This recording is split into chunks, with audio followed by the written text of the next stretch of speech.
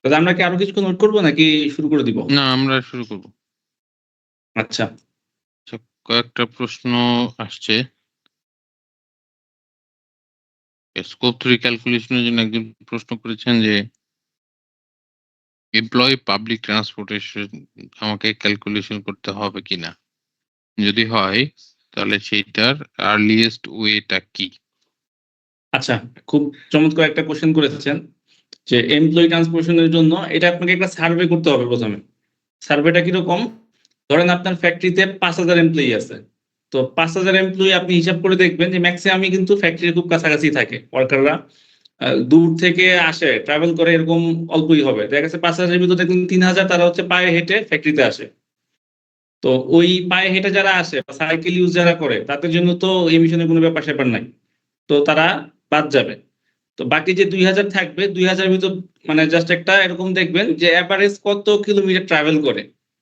তো এরকম একটা এস্টিমেশন পাইলেন বা তাদের সাথে সার্ভে করে এরকম একটা ডাটা আপনি আনতে পারলেন যে ওই ২,০০০ এর ভিতরে ১,০০০ যারা আছে বা ১৫০০ যারা আছে তারা হচ্ছে প্রতিদিন ২ কিলোমিটার ট্রাভেল করে আপ ডাউন মিলে বা ৫ কিলোমিটার ট্রাভেল করে।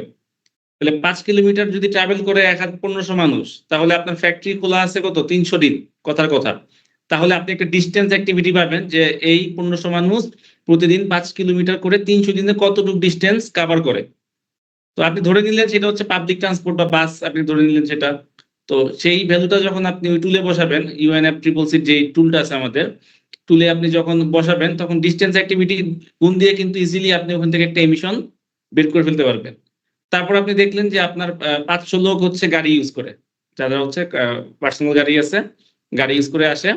তো তাদের ক্ষেত্রে আপনি জানলেন হিসাবটা যে ৫০০ লোক প্রতিদিন ধরেন ২০ কিলোমিটার ট্রাভেল করে। তো ৩০০ দিনে কতটুকু ট্রাভেল করলে এটা একটা এস্টিমেশন পাবেন। তখন জাস্ট এই ফ্যাক্টর দিয়ে গুণ করে আপনি টোটাল এমিশনটা বের করে ফেলতে পারবেন। থ্যাংক ইউ দাদা। আরেকজন প্রশ্ন করেছেন, is it mandatory to calculate scope 3? এই বছরের জন্য ম্যান্ডেটরি না, পরের বছর আমাদের লাগবে ২০২৫ আগস্টে। আরেকজন প্রশ্ন করেছেন আমাদের মিস্টার তৌহিদুল ইসলাম যে, as I know scope 3 is required if it accounts for more than 40% of our total emission. Is it correct? আচ্ছা, দাদা আমি একটু অ্যান্সার করতে চাই কোয়েশ্চেনটা। এটাও খুব ভালো হ্যাঁ। একটা কোয়েশ্চেন। তো স্কোপ 3 আপনার টোটাল এমিশনের 40% এর চেয়ে বেশি কিনা এই জিনিসটা আপনি কখন বুঝতে পারবেন? তো এটা তো এস্টিমেশন করে আপনার বোঝার কোনো ওয়ে নাই। তো সেটার জন্য যেটা করতে হবে আপনাকে প্রথমে স্কোপ 1 ক্যালকুলেট করতে হবে, স্কোপ 2 ক্যালকুলেট করতে হবে এবং স্কোপ 3 টা ক্যালকুলেট করতে হবে। পুরোটা অ্যাকুরেটলি করতে পারবেন না, তাও নিয়ার অ্যাকুরেট যতটুকু আসে আপনি চেষ্টা করবেন ক্যালকুলেট করার। তো ক্যালকুলেশন হয়ে গেলে তখন আপনি বুঝতে পারবেন যে আপনার টোটাল এমিশনের স্কোপ 3 কত পার্সেন্ট। তো ক্যালকুলেশন করার আগে কিন্তু এই জিনিসটা বোঝা যাবে না। আর যদি দেখেন 40% এর বেশি হয়ে গেছে তখন আপনাকে স্কোপ 3 এর উপর টার্গেট সেট করতে হবে। তো টার্গেট এরকম হইতে পারে যে আপনি হয়তো বর্তমানে 10% রিসাইকেল ইয়ার্ন আপনি ইউজ করতেছেন। আপনি তখন বলবেন টার্গেটে যে আমি হচ্ছে ২০৩০ সালের ভিতর আমি 90% যেই ম্যাটেরিয়াল আছে র ম্যাটেরিয়াল আমি রিসাইকেল সোর্স করব। তো এই যে একটা কমিটমেন্ট করলেন ওখানে কিন্তু আপনার হয়ে যাবে। কারণ নরমাল ইয়ার্নের জন্য যেই ভ্যালুটা বা স্কোপ 3 ভ্যালু যেগুলো আসবে রিসাইকেল ইয়ার্নের জন্য কিন্তু বা রিসাইকেল ম্যাটেরিয়াল গুলোর জন্য কিন্তু কম থাকে ডেফিনিটলি। তখন আপনি ওইভাবে আপনি টার্গেট গুলো আপনি সেট করতে পারবেন। বা এরকম বলতে পারেন যে আপনি বর্তমানে আমাদের যে ট্রান্সপোর্ট যেটা আছে আমাদের যে গাড়িগুলাকে আমি ইভিতে কনভার্ট করব 30 সালের ভিতর ইলেকট্রিক ভেহিকলে কনভার্ট করব। তো সেখানেও কিছু রিডাকশন হবে। এরকম আরো অনেক টেকনিক আছে স্কোপ 3 টার্গেট সেট করার জন্য। ঠিক আছে দাদা, থ্যাংক ইউ। আমরা পরবর্তী ডিসকাশনে চলে যাব। ওকে, ঠিক আছে। Thank you. তো ডাউনস্ট্রিম অ্যাক্টিভিটিস গুলোর ভিতর আমি কিছু এখানে বলে দেই, যেমন end of life treatment of sold product. তো এটা হচ্ছে আপনি যখন আপনি একটা প্রোডাক্ট কোনো ব্র্যান্ডকে সেল করেন, ব্র্যান্ড কি করে সেটা কিন্তু তাদের কাস্টমারের কাছে সেল করে। তো কাস্টমার ওই জিনিসটা ইউজ করে। তো ইউজ করার পর একটা সময় কিন্তু ওই প্রোডাক্টটা ইউজ করে না, সেটা ডিসপোজ করে। তো ডিসপোজ দুই ভাবে করতে পারে, একটা হচ্ছে আইদার ল্যান্ডফিল আর হচ্ছে বার্নিং। তো যেভাবে করুক ওখান থেকে একটা এমিশন হয়, ওই এমিশনটা আপনাকে and of life treatment of sold প্রোডাক্টে এই ক্যাটাগরির আন্ডারে আপনাকে নোট ডাউন করতে হবে। তো এখন বলতে পারেন যে ডাটাটা গুলো তো অনেক ক্রিটিক্যাল এবং এই ইনফরমেশন কই থেকে পাবো যে আমি কতটুকু প্রোডাক্ট প্রাইমারকে দিছি, প্রাইমার কত পার্সেন্ট সেল করছে এবং এর ভিতরে কত পার্সেন্ট প্রোডাক্টই আপনার ডিসপোজ হয়েছে ওই বছরে। তা আপনি যদি কথার কথা বলি, আপনি 10 মিলিয়ন পিস আপনি সেল করলেন প্রাইমার্কের কাছে, তো আপনি ধরে নিবেন যে আপনি 2023 সালে 10 মিলিয়ন পিস আপনি সেল করছেন, ওটা থেকে 50% সেল করছে প্রাইমার্ক আবার কাস্টমারদের কাছে। তার মানে কি 5 মিলিয়ন পিসে নেমে গেল। তো ওখান থেকে হয়তো আপনি 5 to 10% ম্যাক্সিমাম রেট, এটা ডিসপোজালের, যে আমি যে পরিমাণ সেল করবো ওটার থেকে ওই বছর হচ্ছে 5 to 10% আপনার ডিসপোজালে যাবে। তো এরকম একটা এস্টিমেশন ধরে যদি আপনি ওই এটা বের করতে পারেন, যে হয়তো তখন দেখা যাবে যে 10 মিলিয়ন পিসের মধ্যে আপনার হয়তো 1 মিলিয়ন পিস আপনি ধরলেন যে আপনি এটা ডিসপোজাল হয়েছে ওই বছরে। এটা হচ্ছে অ্যাজিউম করতে হবে আপনাকে, এখানে আপনি অ্যাকুরেট ভ্যালু পাবেন না। তখন ওই 1 মিলিয়ন পিসের এগেইনস্টে কিন্তু একটা ফ্যাক্টর দিয়ে যদি গুণ করেন, ওই এমিশন ভ্যালুটা আপনি পেয়ে যাবেন, সেটা আপনি রিপোর্ট করে দিবেন সেখানে। তো তারপর হচ্ছে আপনার processing of sold product. Processing of sold product বলতে এমনি বুঝাতে যাচ্ছি, দেখা গেছে যে আপনার ফ্যাক্টরিতে আপনি ধরেন প্রাইমার্ক আপনার কাছ থেকে কি এক কালারের টি শার্ট নিল বা সলিড টি শার্ট পারচেস করলো। তো পারচেস করার পর প্রাইমার্ক চিন্তা করলো যে এটাকে আমি প্রিন্ট করাবো, প্রিন্টটা কি আপনার ফ্যাক্টরি থেকে করাবো না, আমি অন্য একটা ফ্যাক্টরি থেকে করাবো। তখন আপনার কাছ থেকে ধরেন 1 লাখ পিস কিনে নিল, এবং প্রাইমার্ক সেটা কি করলো আরেকটা ফ্যাক্টরিতে জাস্ট প্রিন্টের জন্য পাঠাইলো। তো ওই ফ্যাক্টরিতে যে প্রিন্ট হবে আপনার তৈরিকৃত 1 লাখ পিসের উপর, তো প্রিন্টিং এর জন্য একটা এমিশন আসবে না? ওই এমিশনটাই অ্যাড হবে এখানে, যে প্রসেসিং অফ সোল্ড প্রোডাক্টে ওই এমিশনটা যাবে। আবার অনেক সময় দেখি আমাদের অল ওভার প্রিন্টের ফ্যাসিলিটি নাই, আমি হচ্ছে পাশের ফ্যাক্টরি থেকে প্রিন্টটা করে নিয়ে আসি। তো সেই ক্ষেত্রে কি আপনার প্রিন্টিং এর জন্য তো একটা এমিশন, অল ওভার প্রিন্ট যে করালেন এটার জন্য একটা এমিশন আছে, ওই এমিশনটা আপনার অ্যাড হবে হচ্ছে প্রসেসিং অফ সোল্ড প্রোডাক্ট এই ক্যাটাগরির আন্ডারে। তারপর হচ্ছে ট্রান্সপোর্টেশন এন্ড ডিস্ট্রিবিউশন, এটা তো ইজি, যে আপনার ফ্যাক্টরি গেট থেকে বেরোয়ার পর যত ধরনের ট্রান্সপোর্টেশন আছে সবগুলোর জন্য আপনাকে ওই এখানে রিপোর্ট করতে হবে যে আপনি কত পিস কত কেজি শিপমেন্ট করছেন এবং এই কেজিটা কতটুকু ট্রাভেল করছে। ওই দুইটা ডাটা যদি জানেন, এই ক্যাটাগরিতে আপনি বের করে ফেলতে পারবেন। তারপর হচ্ছে আপনার ইউজ অফ সোল্ড প্রোডাক্ট। তো ইউজ অফ সোল্ড প্রোডাক্ট হচ্ছে এটা কান্ট্রি টু কান্ট্রি ভেরি করবে। এখন আপনি প্রাইমার্কে শিপমেন্ট করছেন 1 লাখ পিস, সেখান থেকে হয়তো 50,000 পিস সে সেল করছে। তো সেল করার পর কি হয়, আমরা টি শার্ট করি বা শার্ট যাই ইউজ করি, এটাকে তো আমি ওয়াশ করি, একদিন দুদিন ইউজ করার পর সেটাকে আমি ওয়াশ করি। তো ওয়াশ করতে কি লাগে, পানি লাগে। পানিটা আসে কই থেকে? পানিটা নিশ্চয়ই আমরা শহরে বসবাস করি, আমরা হচ্ছে পাম্পের মাধ্যমে তুলি, পাম্প হচ্ছে ইলেকট্রিসিটি ইউজ করে। তো ওইখানে একটা জিজির ব্যাপার স্যাপার আছে। তারপর কি আবার ড্রায়ারে বা বাইরের দেশে তারা আমরা কি করি, আমরা রোদে শুকাই বা আমরা হচ্ছে বারান্দায় বা আমাদের ছাদে মেলে দিই জামা কাপড় গুলো শুকানোর জন্য। কিন্তু বাইরের কান্ট্রি গুলো, শীত প্রধান দেশগুলোতে কিন্তু এই ধরনের কোনো সিস্টেম নাই। ইভেন হচ্ছে আমেরিকাতেও কিন্তু বাইরে এরকম আমাদের যে যে সিস্টেম, বাইরে আমরা ওই যে দড়ি টানায় হচ্ছে জামা কাপড় শুকাইতে দেয়, এরকম কোনো সিস্টেম নাই ওইসব দেশে। তখন তারা ড্রায়ার ইউজ করে। তো ড্রায়ার যখন ইউজ করে সেখানেও আপনার স্টিম থাকবে অথবা হচ্ছে ইলেকট্রিসিটি থাকবে ওই শুকানোর জন্য। তো ওখানেও আপনার কিছু জিজি থাকবে, ওই এমিশনটাকে আপনার এই ইউজ অফ সোল্ড প্রোডাক্টে আপনার নোট ডাউন করতে হবে। তারপর আছে হচ্ছে ফ্র্যাঞ্চাইজি। এই যে আমরা কেএফসি, কোকা কোলা, তারপর হচ্ছে পিৎজা হাট, তো এগুলো তো বাংলাদেশি কোনো কোম্পানি না, এটা হচ্ছে বাইরের কোম্পানি। তাদের বাংলাদেশে নিজস্ব ম্যানুফ্যাকচারিং সাইটও নাই। তো বাংলাদেশের লোকাল যারা ম্যানুফ্যাকচারার আছে তারা হচ্ছে জিনিসগুলা ম্যানুফ্যাকচার করে, জাস্ট রেসিপিটা ওই দেশ থেকে আসে। তো এরকম এগুলোকে বলে ফ্র্যাঞ্চাইজি। যেমন বাংলাদেশের ধরেন পিৎজা হাট, তো ওর যে এমিশন, ওই এমিশনটা কিন্তু অরিজিনাল যে পিৎজা হাটের যে কোম্পানি আছে তারা যখন তাদের এমিশন রিপোর্ট করবে সেটা কিন্তু ওই ফ্র্যাঞ্চাইজি হিসাবে কাউন্ট করবে। তারপর আছে হচ্ছে ইনভেস্টমেন্ট। তো ইনভেস্টমেন্টটা কি,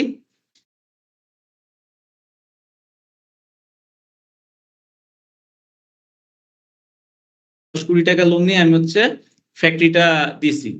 তো যতদিন না পর্যন্ত লোনটা পরিশোধ হচ্ছে তখন কি মানে ব্যাংক তো তাহলে ইনডিরেক্টলি বলতে পারি যে এখানে ব্যাংকের একটা আছে, আপনার একটা কানেকশন আছে আপনার ইনভেস্টমেন্টের সাথে, বা আপনি যে এমিশন করতেছেন ব্যাংক আপনাকে ফাইন্যান্স করছে, এই জন্যই আপনি ইনভেস্টমেন্ট এখানে ফ্যাক্টরিটা করতে পারছেন। তো সেখান থেকে একটা পোর্শন হচ্ছে যাবে হচ্ছে ওই ব্যাংকের থ্রুতে, বা ব্যাংক যখন তাদের স্কোপ ক্যালকুলেট করবে তারা যেসব ফ্যাক্টরিতে লোন দিছে তাদের একটা পোর্শন কিন্তু তারা তাদের ক্যালকুলেট করতে হবে।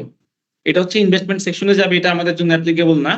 এরপর লিস্ট অ্যাসেট হচ্ছে আপনার, আপনার ধরেন কোনো ফ্যাক্টরি আছে, আপনি লিজ দিলেন কাউকে, বা আপনার দুইটা ফ্যাক্টরি আছে, একটা ফ্যাক্টরি মনে করলেন যে আমি একটা ফ্যাক্টরি রান করতেছি, আর একটা ফ্যাক্টরি আমি এই মুহূর্তে রান করতে পারতেছি না, আমি আরেকজনকে দিয়ে দিলাম, তো 5 বছরের জন্য লিজে দিয়ে দিলাম। এরকম যদি কোনো কেস হয় সেটা হচ্ছে ডাউন স্ট্রিম লিস্ট অ্যাসেটে চলে যাবে। তো একটু খেয়াল রাখবেন, আপস্ট্রিম লিস্ট অ্যাসেট যেটা, আপনি যদি কোনো কোম্পানি ভাড়া করেন বা কোনো বিল্ডিং বা কোনো ফ্যাক্টরি আপনি ভাড়া করতেছেন, সেই ক্ষেত্রে এমিশনটা যাবেন হচ্ছে আপস্ট্রিম লিস্ট অ্যাসেটে। আর ডাউনস্ট্রিম লিস্ট অ্যাসেট হচ্ছে সেটা আপনার ফ্যাক্টরি, আপনি ফ্যাক্টরির মালিক, আপনি কাউকে লিজ দিচ্ছেন। বিষয়টা যদি এরকম হয় তাহলে সেটা যাবে হচ্ছে আপনার ডাউনস্ট্রিম লিস্ট অ্যাসেটে। তাহলে মোটামুটি এখানে ক্লিয়ার। তো সবগুলা কিন্তু আমাদের জন্য অ্যাপ্লিকেবল হবে না। আপনি যদি দেখেন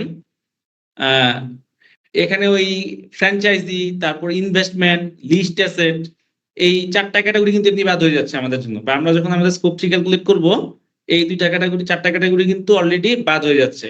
তো এর বাকি যেগুলো থাকবে, বাকিগুলোর ক্ষেত্রে ক্রিটিক্যাল হচ্ছে আপনার এন্ড অফ লাইফ ট্রিটমেন্ট আর হচ্ছে ইউজ অফ সোল্ড প্রোডাক্ট। তো এই দুইটার অ্যামাউন্ট খুবই কম, অ্যারাউন্ড হচ্ছে 5 to 10% এর ভিতর থাকে। তো আপনি এসবিটিআই যদি আপনি অফিসিয়াল ভ্যালিডেশনের জন্য যান, তো এসবিটিআই কিন্তু একটা সুযোগ রাখছে। সুযোগটা কি?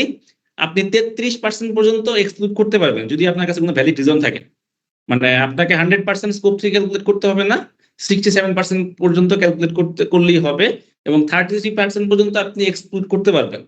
তো আপনি যদি এক্সক্লুড করার সময় দুইটা ক্যাটাগরি যদি মানে না থাকে, ডাটা প্রপার ডাটা না থাকে, অথবা আপনি স্কিপ করতে যাচ্ছেন, তখন আপনাকে প্রপার জাস্টিফিকেশন দিয়ে একটা স্টেটমেন্ট দিতে হবে যে আমার এই রিজনের জন্য এই অ্যাক্টিভিটিগুলো ডাটা আমার পক্ষে কালেক্ট করা সম্ভব হয় নাই, এবং আমি এই জন্য আমি যেগুলো ক্যালকুলেট করতে পারিনি।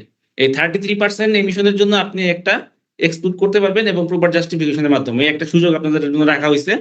তো আশা করি যদি প্রপার অ্যাক্টিভিটি ডাটাগুলো আপনারা কালেক্ট করা শুরু করেন, আমার মনে হয় না যে খুব একটা ঝামেলা হবে আপনাদের স্কোপ 3 ক্যালকুলেশনে। আশা করি সবাই ক্লিয়ার।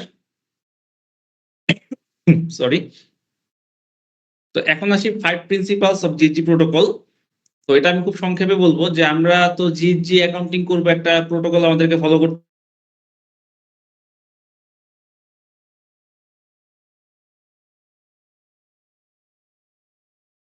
এবং 5টা প্রিন্সিপালস আপনাকে ফলো করতে হবে।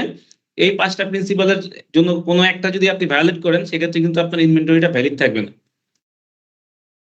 তো প্রথমটা হচ্ছে রিলেভেন্স, সেকেন্ড হচ্ছে কমপ্লিটনেস, থার্ড হচ্ছে কনসিস্টেন্সি, ফোর্থ হচ্ছে ট্রান্সপারেন্সি, ফিফথ হচ্ছে অ্যাকুরেসি। তো প্রথমে হচ্ছে রিলেভেন্স। তো এখানে কি বলা হয়েছে যে ডাটাটা আপনার রিলেভেন্ট হইতে হবে, যে আপনি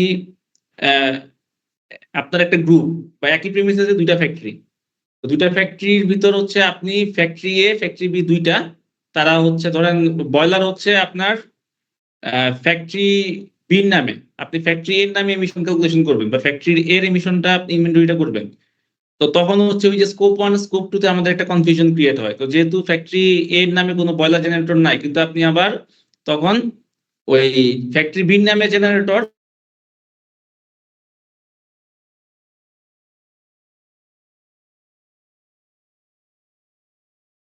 রিলেভেন্ট ডাটা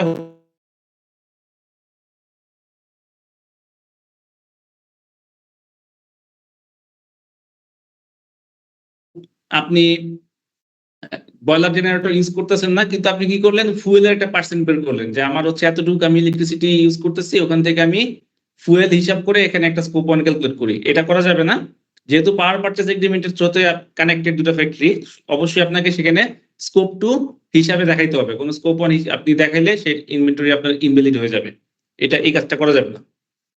তো সেকেন্ড হচ্ছে কমপ্লিটনেস। কমপ্লিটনেস হচ্ছে প্রত্যেকটা এমিশন সোর্স আমার ইনক্লুডেড থাকতে হবে। অনেক সময় ফ্যাক্টরিতে আমরা যখন যাই অডিটে, তখন আমরা দেখি যে ফ্যাক্টরি হচ্ছে অনেক কিছু দেয় নাই, যেমন ফ্যাক্টরির নামে ভেহিকেল আছে, ভেহিকেলের কোনো ডাটা তারা রাখে না, অথবা কুকিং ফুয়েল তারা ইউজ করতেছে তাদের ক্যান্টিনে, সেই রিলেটেড কোনো ডাটা নাই, অথবা রেফ্রিজারেন্ট যেই ডাটা রিচার্জ করতেছে ওটার প্রপার কোনো ট্র্যাকিং নাই, অথবা হচ্ছে আপনার ফায়ার এক্সটিংগুইশার ইউজ করতেছে, ওটার ভ্যালু বলতে পারে না যে কি পরিমাণ রিচার্জ হয়েছে।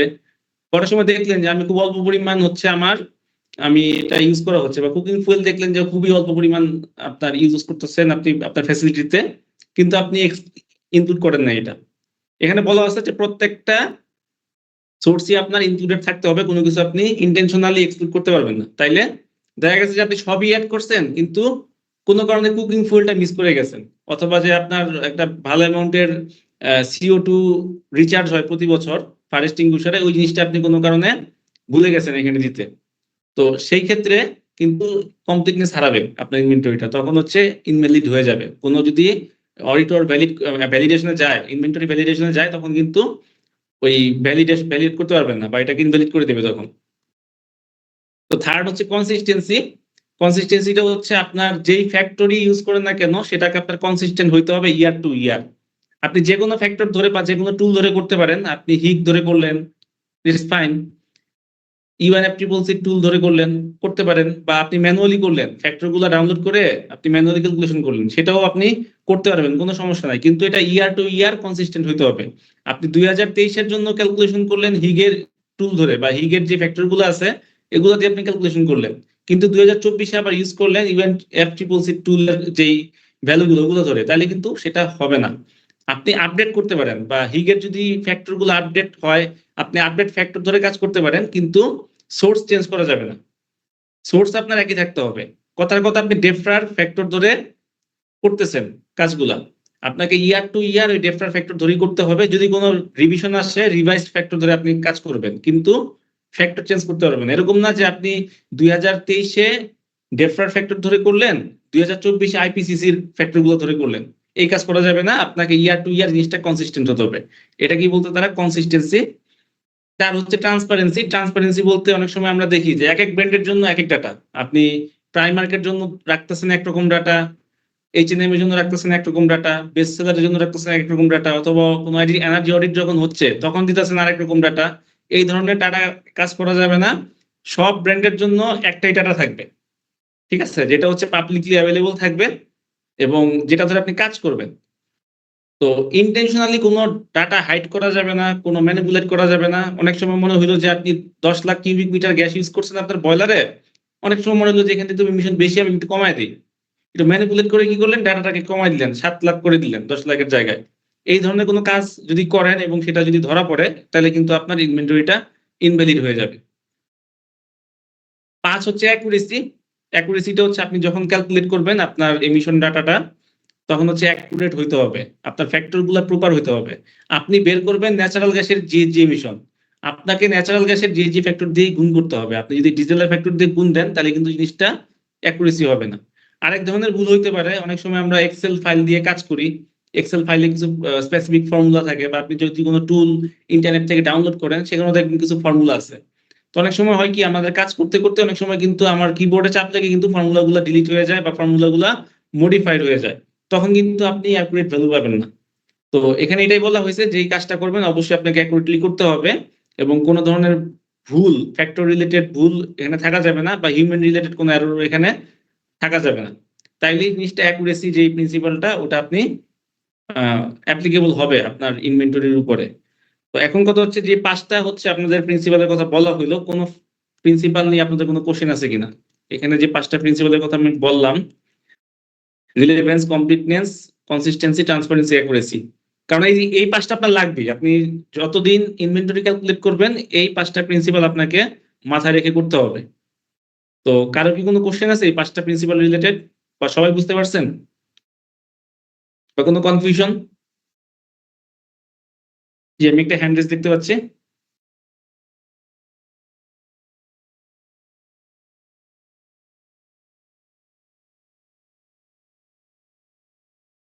জি মিস সজীব, আপনাকে মাইক অ্যালাউ করা হয়েছে, আপনার প্রশ্নটি আপনি জি, আসসালামু আলাইকুম। বলুন। আমাদের শেফল গ্রুপে 4টা ফ্যাক্টরি। এখন ন্যাচারাল গ্যাসের ক্ষেত্রে আমার বিল হয় একটা, আমরা বিল রিসিভ করি একটা, এবং এটা প্রত্যেক মাসে আমরা এটা রিসিভ করি। এখন আমার 4টা ফ্যাক্টরিতে আমার বয়লারটা যাচ্ছে, বয়লার স্টিমটা যাচ্ছে। বয়লার আমার 2টা, একটা ফ্যাক্টরি নামে। এখন যদি আমার ABCD 4টা ফ্যাক্টরি, এখন হ্যাঁ, A ফ্যাক্টরি নামে বয়লারটা অথরাইজ করা, এখন BCD আচ্ছা, কিন্তু A ফ্যাক্টরির বয়লারটা ইউজ করতেছে, ইউজ যদিও করতেছে। একই ওনারের আন্ডারে। এখন হ্যাঁ, বিসিডি এর ক্যালকুলেশনটা মানে যদি কনসিস্টেন্টলি করতে চাই, তো এটা কি টোটাল গ্রুপটা ক্যালকুলেশন করতে হবে না, নাকি এটা কি ব্রেকডাউন করলে এটাকে আপনারা অ্যাকসেপ্ট করবেন? আচ্ছা, আমি বুঝতে পেরেছি আপনার কোশ্চেনটা। এটা হচ্ছে রিলেভেন্স এর আন্ডারে যাবে, এই প্রোটোকলের আন্ডারে যাবে, কনসিস্টেন্সি না। সেটা হচ্ছে আপনার যেই ফ্যাক্টরির নামে বয়লার, লাইসেন্স জি, তো ভিন্ন। আপনার 4টা ফ্যাক্টরি 4টা লাইসেন্স, তো এরকম তো না যে একটা লাইসেন্সের আন্ডারে 2টা ফ্যাক্টরি, এরকম তো কোনো 4টা ব্যাপার না। লাইসেন্স। 4টা যদি লাইসেন্স হয়, এটা ফ্যাক্টরি ওয়াইজ ক্যালকুলেশন হবে। যে আপনি যখন ফ্যাক্টরি ABCD হিসাব করলাম, আমি এ ফ্যাক্টরি নামে হচ্ছে বয়লার, বাকি 3টা জি, হচ্ছে এর কাছ থেকে হচ্ছে স্টিম ইউজ করে। তো এখানে একটা এগ্রিমেন্ট করবেন প্রত্যেকটা ফ্যাক্টরির সাথে যে কি পরিমাণ স্টিম আপনি ইউজ করতেছেন, এবং প্রত্যেকটা ফ্যাক্টরিতে একটা করে স্টিম মিটার লাগবে, যে আপনি তখন মেজার করবেন যে আমি কতটুকু স্টিম এক মাসে ইউজ করতেছি।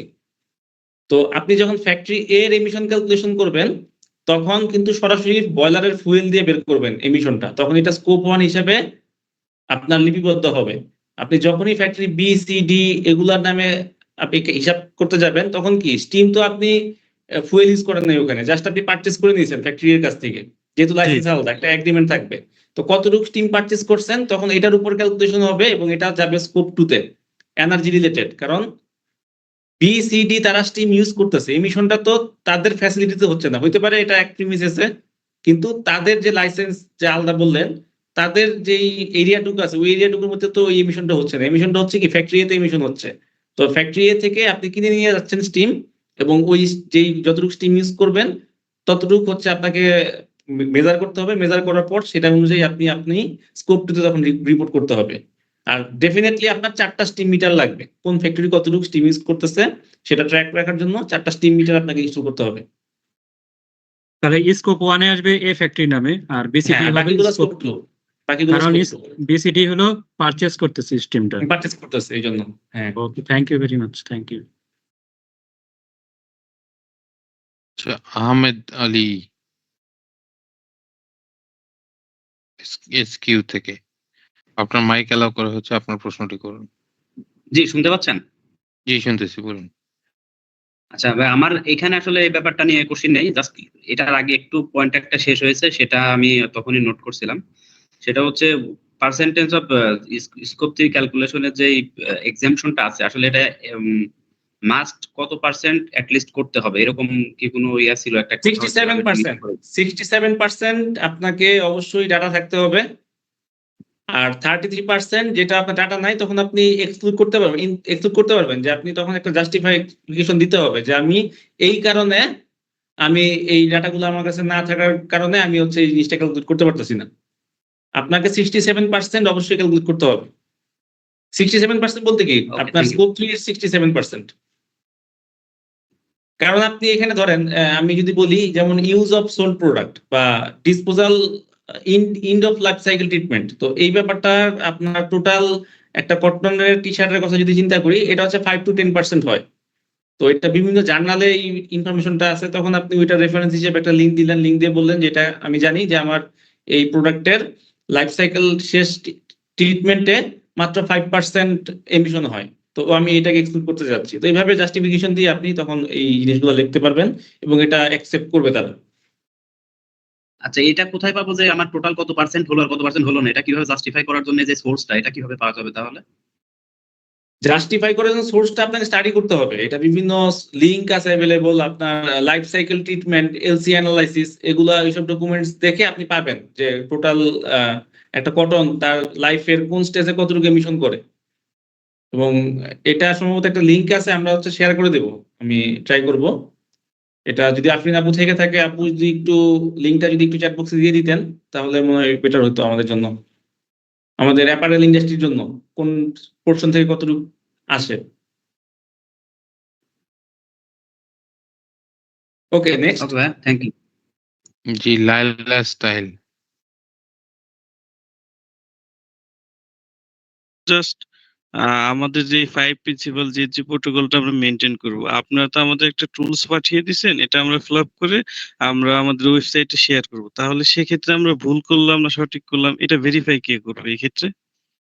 না, দাদা যেটা বলছে, এই 5 প্রিন্সিপাল আপনার ইমিশন ক্যালকুলেশনের সময় আপনাকে করতে হবে। জি জি জি, সেটা করলাম, বাট এরপরে ইমিশন ক্যালকুলেশন করার পর না আপনি টুল ইউজ করলেন। এখন এখানে যে বলা হচ্ছে রিলেভেন্সির কথা বলা হচ্ছে, জি স্যার, আমি এটাই বলতেছি, আমি তো টুলটা ব্যবহার করলাম, বাট আমি যে এক্সেলটা ভুল করতেছি বা ঠিক হচ্ছে কিনা, এটা কি আপনারা কি ভেরিফাই না, করবেন কেউ? সেটা তো করবেন এই মুহূর্তে। প্রাইমারকে মুহূর্তে ভেরিফাই করবে না, তবে সেক্ষেত্রে তো আমাদের দেখা গেছে ভুল বা সঠিক কোনটা ইনপুট করলাম, এটা তো আসলে বোঝাটা একটু দায় হয়ে যাচ্ছে। আপনাকে বলা হচ্ছে ট্রেনিং এর মাধ্যমে 3 দিন ট্রেনিং দিয়ে বলা হচ্ছে যে আপনি আপনার যখন ইমিশন হিসাবটা করবেন, আমি কনসেপ্ট ক্লিয়ার স্যার, এটা আমি ক্লিয়ার, কিন্তু নরমালি যেটা হয় আমরা যতই কাজ করি অনেক সময় ভুল হওয়ার সম্ভাবনা থাকে, আর প্রাইমারকে যখন দিতে যাব হইতেই পারে, অস্বাভাবিক কিছু না। এই জন্যই বলা যে আসলে এটা আপনারা কেউ ভেরিফাই করবেন কিনা। না, প্রাইমার এই মুহূর্তে ভেরিফাই করবে না, তবে Okay, প্রাইমার ঠিক আছে, অবশ্যই okay. যখন আপনাদের সাথে কাজ করবে পরবর্তীতে আপনার ইমিশন জি। রিডাকশন নিয়ে, তখন তো এগুলো নিয়ে আরো বিস্তারিত কথা তখন হবে। তখন হয়তো তখন ঠিক আছে। অনেক অনেক ভুল হয়তো সামনে আসবে, সামনে সেটা আসবে রিভিশন ওইটাই করা। আমি জিজ্ঞাসা করছি যে প্রাথমিকভাবে কোনো যাচাই করবেন কিনা। ঠিক আছে, না, ওকে। Thank you.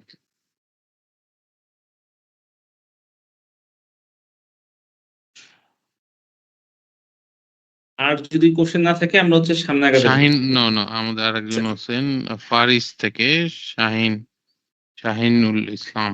আপনার প্রশ্নটি করুন, আপনার মাইক এলাও করা হয়েছে।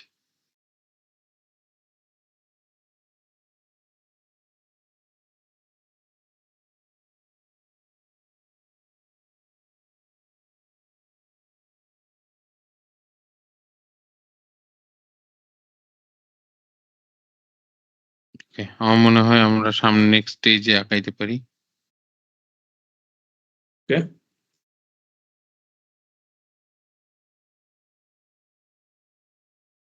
আচ্ছা এখানে স্টেপ অফ যে অ্যাকাউন্টিং কিছু স্টেপ দেওয়া হয়েছে আপনারা কিভাবে যে অ্যাকাউন্টিংটা করবেন। তো প্রথমে হচ্ছে আপনাকে বাউন্ডারি সেট করতে হবে। বাউন্ডারি দুই ধরনের, একটা হচ্ছে অর্গানাইজেশনাল বাউন্ডারি, একটা হচ্ছে অপারেশনাল বাউন্ডারি। আমি একটু পরে আসতেছি এটার ব্যাপারে। তারপর হচ্ছে অ্যাক্টিভিটি ডাটা, এটা হচ্ছে মোস্ট ইম্পর্টেন্ট। আপনাকে অ্যাক্টিভিটি ডাটাগুলা অ্যাকুরেটলি কালেক্ট করতে হবে। যেমন আপনার বয়লারের বিল, এটা একটা অ্যাক্টিভিটি ডাটা। জেনারেটরে কতটুকু ডিজেল ইউজ করতেছেন, এটা একটা অ্যাক্টিভিটি ডাটা। তারপর গ্রিড থেকে কতটুকু ইলেকট্রিসিটি নিচ্ছেন, গ্রিডের একটা বিল আছে, এটাও একটা অ্যাক্টিভিটি ডাটা। তো এমিশনের সাথে রিলেটেড বা এমিশন ক্যালকুলেশন করতে লাগবে যে ডাটাগুলা, ওগুলোকে আমরা বলতেছি অ্যাক্টিভিটি ডাটা। এগুলোকে প্রপার ভাবে কালেক্ট করতে হবে এবং প্রিজার্ভ করতে হবে।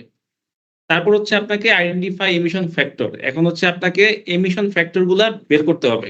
আইডেন্টিফাই এখন কিভাবে করবেন, বিভিন্ন এমিশন ফ্যাক্টর অ্যাভেলেবল আছে, পাবলিকলি অ্যাভেলেবল আছে। তারপর বিভিন্ন টুল আছে, এগুলো আপনি ইউজ করতে পারবেন। তো ওই জিনিসগুলো আপনাকে কালেক্ট করতে হবে। আপনাকে ডিসাইড করতে হবে আপনি কোন ফ্যাক্টরটা ইউজ করবেন, আপনি কোন টুলটা ইউজ করবেন।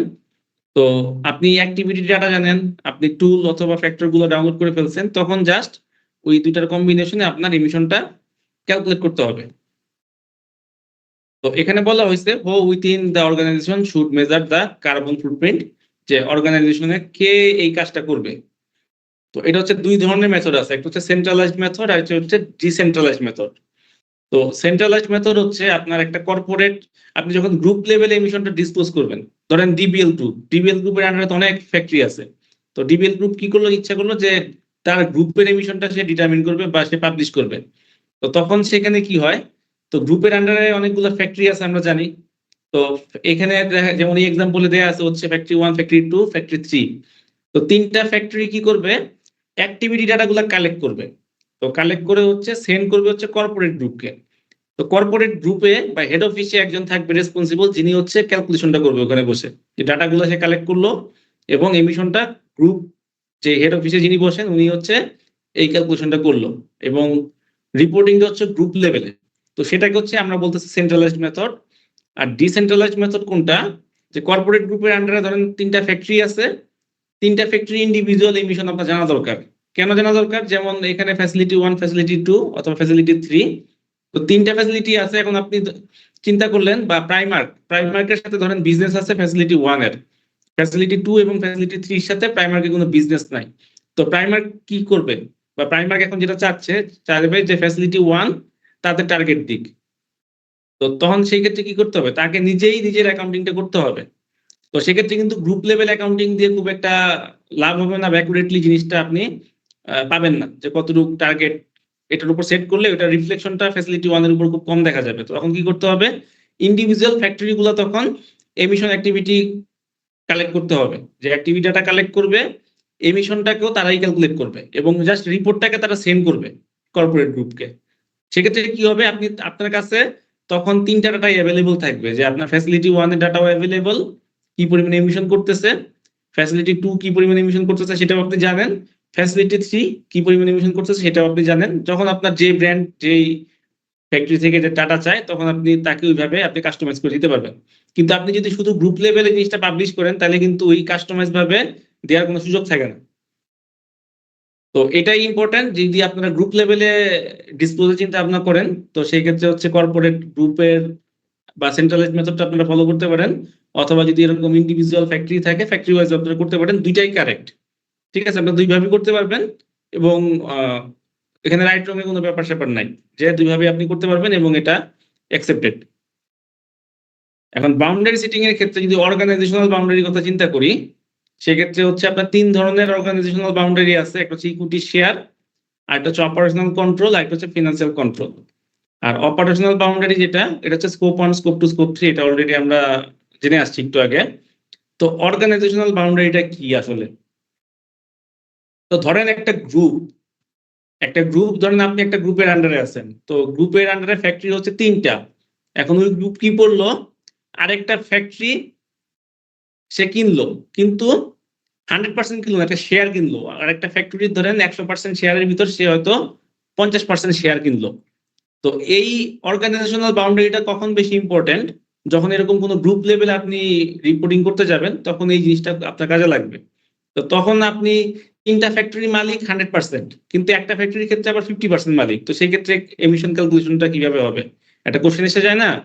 ওই জিনিসটাকে ক্লিয়ারিফাই করার জন্যই এই 3 ধরনের বাউন্ডারির কথা বলা হয়েছে। আপনি 3 ভাবে সেট করতে পারবেন। একটা হচ্ছে ইকুইটি শেয়ার। ইকুইটি শেয়ারটা বললাম যে আপনি যদি গ্রুপ লেভেলে থাকেন তাহলে ইকুইটি শেয়ারটা আপনার জন্য বেশি অ্যাপ্লিকেবল হবে। অথবা যদি আপনি ইন্ডিভিজুয়াল ফ্যাক্টরি লেভেলে এমিশন ক্যালকুলেশন করতে যান, সেক্ষেত্রে হচ্ছে অপারেশনাল কন্ট্রোল অথবা ফাইন্যান্সিয়াল কন্ট্রোল, এই দুইটার একটা দিয়ে আপনি করলেই আপনার হয়ে যাবে বা আপনি পারপাসটা সার্ভ করবে। তো ইকুইটি শেয়ারের পর যেটা বলতেছি যে আপনি হচ্ছে দুইটা ফ্যাক্টরি কিনলেন, একটা হচ্ছে ফ্যাক্টরি এ এবং ফ্যাক্টরি বি। ফ্যাক্টরি এর এমিশন হচ্ছে 1000 টন, ফ্যাক্টরি বির এমিশন 1000 টন। এখন ফ্যাক্টরি এর শেয়ার কিনছেন আপনি 50%, আর ফ্যাক্টরি বির শেয়ার কিনছেন আপনি 85%। তা আপনি যখন আপনার ক্যালকুলেশন করবেন, আপনার গ্রুপের এমিশন ক্যালকুলেশন করবেন, তখন ফ্যাক্টরি এ থেকে নেবেন হচ্ছে 50%, তার মানে হচ্ছে 500 টন। 500 টন কেন? আপনি হচ্ছে 500 টনের 50% মালিক ফ্যাক্টরি বা 50% শেয়ার কিনছেন, এই জন্য আপনি 500 টনের জন্য লায়াবল। আবার সেম ভাবে ফ্যাক্টরি বির জন্য 850 টনের জন্য লায়াবল। কারণ কি? ফ্যাক্টরি বির শেয়ার আছে আপনার 85%, 100% শেয়ার কিন্তু নাই। তো আপনি যখন আপনার টোটাল গ্রুপের এমিশন ডিসক্লোজ করবেন, তখন ফ্যাক্টরি এ থেকে দেখাবেন 500 টন, ফ্যাক্টরি বি থেকে দেখাবেন 850 টন। এটা হওয়ার কথা ছিল কিন্তু 2000 টন, কিন্তু দেখেন 2000 টন কিন্তু ডিসক্লোজ হয় নাই, হয়েছে কিন্তু আরো অনেক কম। তো এইটা হচ্ছে ইম্পর্টেন্ট তখনই যখন এরকম শেয়ার আপনি কিনবেন বা এরকম আপনার মালিকানা বিভিন্ন ধরনের থাকবে পার্সেন্ট হিসাবে, তখন এই জিনিসটা আপনার জন্য অ্যাপ্লিকেবল হবে। সেকেন্ড হচ্ছে আপনার অপারেশনাল কন্ট্রোল, আর একটা হচ্ছে ফাইন্যান্সিয়াল কন্ট্রোল। তো আপনি কিন্তু 3টাই এট এ টাইম সিলেক্ট করতে পারবেন না। আপনাকে হয় ইকুইটি শেয়ার সিলেক্ট করতে হবে, অথবা অপারেশনাল কন্ট্রোল সিলেক্ট করতে হবে, অথবা ফাইন্যান্সিয়াল কন্ট্রোল সিলেক্ট করতে হবে। 3টা মেথড এট এ টাইম সিলেক্ট করার কোনো অপশন নাই। আপনি যে কোনো একভাবে বা একটাকে আপনি ফোকাস করে করতে পারবেন। তো ইকুইটি শেয়ার অ্যাপ্রোচ গেল। তো অপারেশনাল কন্ট্রোল হচ্ছে যদি ফ্যাক্টরির অপারেশনাল কন্ট্রোল আপনার কাছে থাকে। ধরেন আপনি একটা ফ্যাক্টরি লিজ দিয়েছেন। তো এখানে একটা চমৎকার এক্সাম্পল আছে যে একটা কোম্পানি একটা ম্যানুফ্যাকচারিং ইউনিট বা একটা ফ্যাক্টরি লিজ দেওয়া হয়েছে। এটা মালিক হচ্ছে কোম্পানি এ এবং লিজ দিছে কোম্পানি বি এর কাছে। তো বি হচ্ছে রেসপন্সিবল ফর অল অপারেশন। মানে কি? ফ্যাক্টরিতে যত ধরনের অপারেশন হয়, ডে টু ডে ম্যানেজমেন্ট হয়, কোম্পানি বি পুরোটার জন্য রেসপন্সিবল। ফ্যাক্টরি এ কে কি করে? কোম্পানি এ কি করে? শুধু টাকা নেয়। বা দেখা গেছে যে 5 বছরের জন্য আমি লিজ তাকে দিয়ে দিছি, আমাকে প্রতি মাসে এত এই অ্যামাউন্টের একটা টাকা দিতে হবে। তো আমি এর সাথেও নাই পাচ্ছেও নাই, আমি এটার অপারেশনাল কন্ট্রোলে যাব না। অপারেশনাল কন্ট্রোল করবে হচ্ছে কোম্পানি বি। তাইলে কোম্পানি যদি লাভ লস হয় কোনো, দেখা গেছে যে ম্যানুফ্যাকচারিং ফ্যাসিলিটিটা সে লিজ দিল কোম্পানি বির কাছে, ওই ম্যানুফ্যাকচারিং ফ্যাসিলিটির যে লাভ লস যেটা হবে সেটা বিয়ার করবে কিন্তু কোম্পানি বি, যেহেতু অপারেশনাল কন্ট্রোল তার কাছে এবং ডে টু ডে ম্যানেজমেন্টও কোম্পানি বি করতেছে। Factory company A just owner এবং সেটা লিজ দিয়ে দিছে এবং এটার বিনিময়ে সে টাকা নিচ্ছে। এর বছরও হইতে পারে, মাস বেসিসে হইতে পারে। তো সেই ক্ষেত্রে জি প্রোটোকল অনুযায়ী আপনি কোম্পানি এ এটার জন্য কোনো এমিশনের জন্য লায়াবল হবে না, ফ্যাক্টরি বি 100% লায়াবল হবে। তো আমি একটু জিনিসটা রিলেট করি। এরকম যদি হয়, অনেক সময় হয় না আমরা ফ্যাক্টরি লিজ নেই বা আমার একটা প্রোডাকশন ইউনিট আছে, আমি আরেকটা প্রোডাকশন ইউনিট কি করলাম, আরেক থার্ড পার্টি কারো কাছ থেকে লিজ নিলাম এবং ওটা থেকে আমি জাস্ট তাকে ভাড়া হিসাবে ফ্যাক্টরি সেট আপ করা আছে, বয়লার জেনারেটর মেশিন টেশিন সবকিছু সেট আপ করা আছে, জাস্ট আমি তাকে মাস বাবদ একটা আমি টাকা পে করলাম ফিক্সড অ্যামাউন্টে এবং আমি আমার মতন প্রোডাকশনটাকে এটাকে এফিসিয়েন্টলি করে আমি এখান থেকে প্রফিট গেইন করলাম এবং অপারেশন কন্ট্রোলটাও আমার কাছে থাকলো। তো সেই ক্ষেত্রে কিন্তু আপনার কোম্পানি এ যেটা, ও কিন্তু কোনো লায়াবল হবে না। কোম্পানি বি যে আছে সে 100% জি এমিশনের জন্য লায়াবল হবে। আর ফাইন্যান্সিয়াল কন্ট্রোলটা হচ্ছে আপনি যদি কোনো কোম্পানির ক্যাশ ফ্লো কন্ট্রোল করেন তাহলে এটা হচ্ছে ফাইন্যান্সিয়াল কন্ট্রোলে যাবে। তো এই ক্ষেত্রে দেখেন কোম্পানি এ একটা হচ্ছে কিছু অফিস ছিল, সে হচ্ছে কোম্পানি সি কে ভাড়া দিছে বা লিজ দিছে। তো কোম্পানি সি এখানে তার কোনো অথরিটি নাই, কোনো ডিসিশনও সে মেক করতে পারে না, অথবা সে এনার্জি এফিসিয়েন্সি মেজার্স নিতে পারে না। তার কোম্পানি সি শুধু তার অপারেশন কাজটা করে, জাস্ট তাকে এমন ভাবে জিনিসটা কন্ট্রাক্টটা করা হয়েছে যেটাকে যেখানে লাভ লসের লায়াবিলিটিসটা হচ্ছে কোম্পানি এ থাকে। অনেক সময় থাকে না যে আমার হচ্ছে ফ্যাক্টরি, আমি মালিক, কিন্তু এই মুহূর্তে আমি জিনিসটা অপারেশন করতে পারতেছি না, বা অপারেশনের জন্য যে এটা ঝামেলা বা এসএল এটা আমি দিতে চাচ্ছি না, আমি থার্ড পার্টি করে দিয়ে দিলাম, বা সে হচ্ছে মাস বেসিসে আমি তাকে একটা টাকা দিব, সে আমার অপারেশনটা সব অপারেশন বা আদার্স যা লাগে সব করে দেবে, আমি যা প্রফিট বা লস হয় এটার জন্য আমি লায়াবল থাকবো। তো এরকম যদি সিচুয়েশনটা হয় যে ক্যাশ ফ্লোটা কন্ট্রোল করতেছে কিন্তু কোনো অপারেশনাল কন্ট্রোল নাই, তাও কিন্তু এখানে 100% ইমিশনের জন্য লায়াবল হবে। কারণ এ কি এখানে ওনার, এটাকে লিজ দিছে ঠিক আছে, কিন্তু ওনারশিপ তার কাছে আছে, পাশাপাশি হচ্ছে সে এটার ক্যাশ ফ্লো কন্ট্রোল করতেছে। এই জন্য যখন ইমিশন ক্যালকুলেশনের বিষয় আসবে, এ হচ্ছে 100% ইমিশনের জন্য লায়াবল হবে। তো এটা এখানে বলা হয়েছে যে আপনার যদি অপারেশনাল কন্ট্রোল থাকে তাহলে আপনি 100% ইমিশনের জন্য লায়াবল হবেন, আর যদি অপারেশনাল কন্ট্রোল না থাকে সেক্ষেত্রে কোনো ইমিশনের জন্য লায়াবল হবেন না। Same goes for financial control. তো ফাইন্যান্সিয়াল কন্ট্রোল যদি থাকে তাহলে 100% হবে, আর যদি ফাইন্যান্সিয়াল কন্ট্রোল না থাকে বা ক্যাশ ফ্লো যদি আপনি কন্ট্রোল না করেন তাহলে কিন্তু কোনো ইমিশনের জন্য আপনি লায়াবল হবেন না। তো এখন হচ্ছে কিভাবে জি ভ্যালুটা আমি পাবো। তো এখানে বললাম যে অ্যাক্টিভিটি ডাটা থাকবে, আপনি অ্যাক্টিভিটি ডাটা কালেক্ট করছেন, আর হচ্ছে এমিশন ফ্যাক্টর থাকবে, জাস্ট এটাকে মাল্টিপ্লাই করে কিন্তু আপনি CO2 ইকুইভ্যালেন্ট এমিশনটা আপনি পাবেন। তো কোথায় কোথায় এমিশন ফ্যাক্টরগুলো পাবেন এখানে একটা গাইডলাইন দেওয়া আছে, ইউকে বেসিস আছে, ইউএসইপি আছে, আইজিএস আছে, ডেফরা ফ্যাক্টর আছে, ঠিক আছে। আবার অনেক সময় কান্ট্রি স্পেসিফিক কিছু ফ্যাক্টর থাকে, যেমন বাংলাদেশের গ্রিড ফ্যাক্টর একরকম, পাকিস্তানের গ্রিড ফ্যাক্টর একরকম, শ্রীলঙ্কার একরকম। তো কান্ট্রি স্পেসিফিক ফ্যাক্টর যদি থাকে এগুলো আপনি কালেক্ট করবেন। আমাদের ডিউইর ওয়েবসাইট আছে, ওয়েবসাইটে হচ্ছে বাংলাদেশের গ্রিডের জন্য কতটুকু এমিশন হয় ওই ইনফরমেশন গুলো আপনি পেয়ে যাবেন। তো ক্যালকুলেশন করার ক্ষেত্রে এমিশন ফ্যাক্টরটা অনেক বড় ভূমিকা পালন করে। তো এটা আপনি কালেক্ট করবেন, অথবা কোনো স্পেসিফিক ডেডিকেটেড টুল আপনি যদি হ্যাসেল না চান, আপনি ইজিলি কম সময়ের ভিতরে এমিশন ক্যালকুলেশন চান, সেক্ষেত্রে কোনো ডেডিকেটেড টুল আপনি ইউজ করতে পারেন। সেক্ষেত্রে আমরা রেকমেন্ড করি হচ্ছে UNFCCC যে টুলটা, চমৎকার একটা টুল। আপনি স্কোপ 1 এবং স্কোপ 2 তো 100% করতে পারবেন, এবং স্কোপ 3 প্রায় আপনি 60-70% পর্যন্ত ওখানে ওই টুলের থ্রুতে আপনি ক্যালকুলেট করে ফেলতে পারবেন। তো এখন হচ্ছে লোকেশন বেসড এবং মার্কেট বেসড ইলেকট্রিসিটি, আমি আফরিন আপুকে রিকোয়েস্ট করছি লিড নেওয়ার জন্য। থ্যাংক ইউ শুভ্র। আমার ভয়েস শোনা যাচ্ছে? ইয়া ওকে, থ্যাংক ইউ। আচ্ছা, এই টপিকে যাওয়ার আগে কি প্রীতম আমরা কোনো কোশ্চেন আনসার কভার করব দু একটা? হ্যাঁ, এখানে কয়েকটা প্রশ্ন আছে। যেমন একজন প্রশ্ন করছেন, ইকুইটি শেয়ার অপশনে পার্সোনাল বেসিসে ক্যালকুলেশন করা হয় কেন? কোম্পানি ওয়াইজ টু শেয়ার 100% থাকে। সুব্রত, আপনি কি এই যে হ্যাবিটাস ফ্যাশনের প্রশ্নটা বুঝতে পারছেন? আমি না, খুব আমি একটা একটু ক্লিয়ার ক্লিয়ার না যে পার্সোনাল বেসিস, আমি বুঝতে পারলাম না জিনিসটা কি বোঝাতে যাচ্ছে আসলে। আপনি বেটার হয় একটু মাইকটা অ্যালাউ করে দিলে আমি আসলে কোশ্চেনটা শুনে অ্যান্সার করতে পারবো তাহলে। যে হ্যাবিটাস ফ্যাশন, আপনি আপনার হ্যান্ড রেজ করলে আমি মাইকটা আপনাকে অ্যালাউ করতে পারি।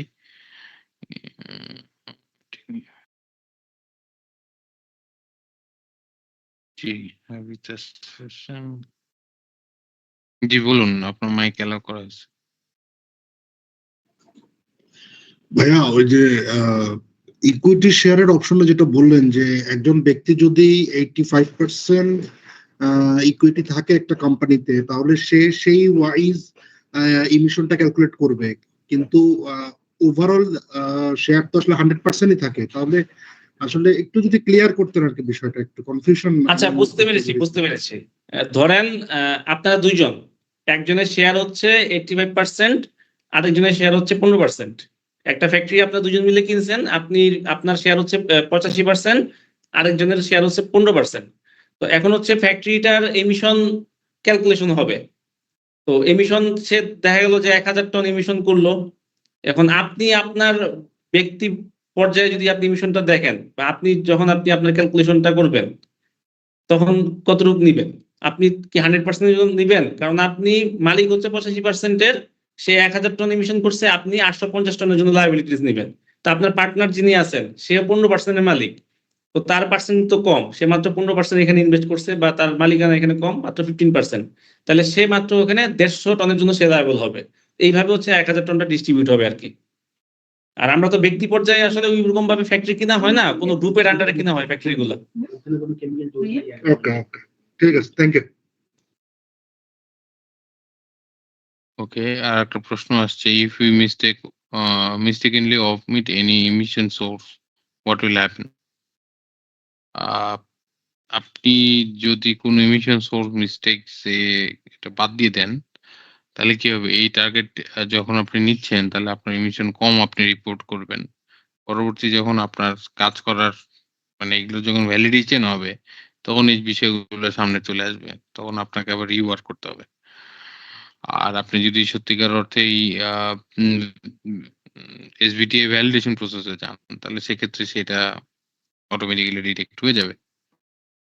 ওকে, তারপর KDS থেকে আরেকটা প্রশ্ন আছে, if centralised calculation method is accepted then for a group activity calculating individual facility is a mandatory. না, এটা ম্যান্ডেটরি কিছু না, বাট আপনি বোঝার চেষ্টা করেন আপনার গ্রুপ অ্যাক্টিভিটিতে আপনি সব ফ্যাক্টরি প্রাইমেটের সাথে কানেক্টেড নাও থাকতে পারে। সে জায়গায় আমরা তো যে ফ্যাক্টরিটা প্রাইমেটের সাথে কানেক্টেড সেই ফ্যাক্টরির ইমিশন নিয়েই কাজ করব। সো আপনার যদি সেপারেট 3টা ফ্যাক্টরি বা 10টা ফ্যাক্টরি থাকে তাদের আলাদা আলাদা ইমিশন ক্যালকুলেশন করে এটা যোগ করে ফাইনালি আপনি ডিসক্লোজ করেন, এটা আপনার জন্য বেটার বা আমাদের রিকোয়ারমেন্ট ফুলফিল করার জন্য better. But it's up to you. আপনার যে বাইরেই আপনার সাথে কাজ করুক আপনাকে বলবে যে ফ্যাক্টরি এর ইমিশনটা আমি চাই এবং এইটাই টার্গেট আমি নিতে চাই, রাইট? সে আপনার গ্রুপ নিয়ে কনসার্ন থাকবে না, সেক্ষেত্রে ইন্ডিভিজুয়াল আপনার জন্য হেল্পফুল হবে। What is the emission factor for diesel, gas, suppose electricity emission factor per national country? Discuss SBTi verification. Okay. Emission factor, diesel, gas এগুলো খুবই অ্যাভেলেবল জিনিস, আমরা এগুলো নিয়ে আর কথা বলবো না। কিছু টুলস আপনাদেরকে আমরা অলরেডি শেয়ার করছি, আরো কিছু টুলস আপনারা শেয়ার করে দিব। আর SBTi ভেরিফিকেশন পেমেন্ট সিস্টেম এইটা নিয়ে আমরা কথা বলছি অতীতে। আমরা কিন্তু ভেরিফিকেশন ফর্মালি করতে বলছি না, প্রাইমার্কের রিকোয়ারমেন্ট এটা না। প্রাইমার্ক শুধু বলছে এক্সেল টুলটা ইউজ করে ইমিশনটা ক্যালকুলেশন করার পর এক্সেল টুলটা ইউজ করে টার্গেট সেট করার বিষয়ে। সো আমরা ভেরিফিকেশন পেমেন্টের বিষয়ে আমরা নতুন করে কিছু বলবো না। ধন্যবাদ। I think we have covered all these questions. আমরা কি কিছু বাদ রাখছি Q&A তে? ওকে, নতুন একটা প্রশ্ন আসছে, mister Wasim. If I give subcontract some piece garments of AOP factory, then how can I calculate GHG emission from AOP process? Is it calculate on only some pieces of garment processing? আপনি যদি অন্য কোনো ফ্যাক্টরিতে আপনার যে কোনো প্রসেসের কাজ করান তাহলে আপনার এটা স্কোপ 3 তে আসতেছে, right? So scope 3 emission calculation নিয়ে আমরা তো অলরেডি ডিসকাস করছি। সেক্ষেত্রে আপনি কত পিস নিয়ে কাজ করলেন এইটা ইম্পর্টেন্ট অবশ্যই। সেক্ষেত্রে তার ইন্টেন্সিটি, ওই ফ্যাক্টরির ইন্টেন্সিটি আপনাকে হিসাব করতে হবে। যদি আপনি অ্যাক্টিভিটি ডেটা দিয়ে ক্যালকুলেট করতে চান তখন আপনার এটা রিলেভেন্সি আছে। বাট আমি একটু বলি প্রীতম দা, সেক্ষেত্রে হচ্ছে আপনি ধরেন একটা ফ্যাক্টরিতে এওপি করাচ্ছেন, তো এওপি তো ওই ফ্যাক্টরি টোটাল একটা প্রোডাকশন আছে, যে একটা এওপি ফ্যাক্টরি তার ধরেন কথার কথা 1 মাসে সে 50 টন সে প্রোডাকশন দেয়। তো 50 টন প্রোডাকশনের এগেইনস্টে তার একটা ইমিশন আছে না, যে আপনার 50 টনের এগেইনস্টে আমি ধরলাম সে 500 টন হচ্ছে বা 50 টনই ধরেন, 50 টন তার প্রোডাকশন, 50 টন হচ্ছে তার ইমিশন। তাহলে কি প্রতি কেজির এগেইনস্টে 1 কেজি করে, মানে প্রতি কেজি ফেব্রিক এওপি করতে আপনার 1 কেজি করে এমিশন হয়। এখন হচ্ছে আপনি তো ওই ফ্যাক্টরিতে এওবি ফ্যাক্টরিতে পুরো 50 টনই করার নাই, আপনি হয়তো এখানে 1 টন করাইছেন, তাহলে আপনার এমিশন হবে 1 টন। আপনি স্কোপ 3 তে সেটা লিপিবদ্ধ করবেন।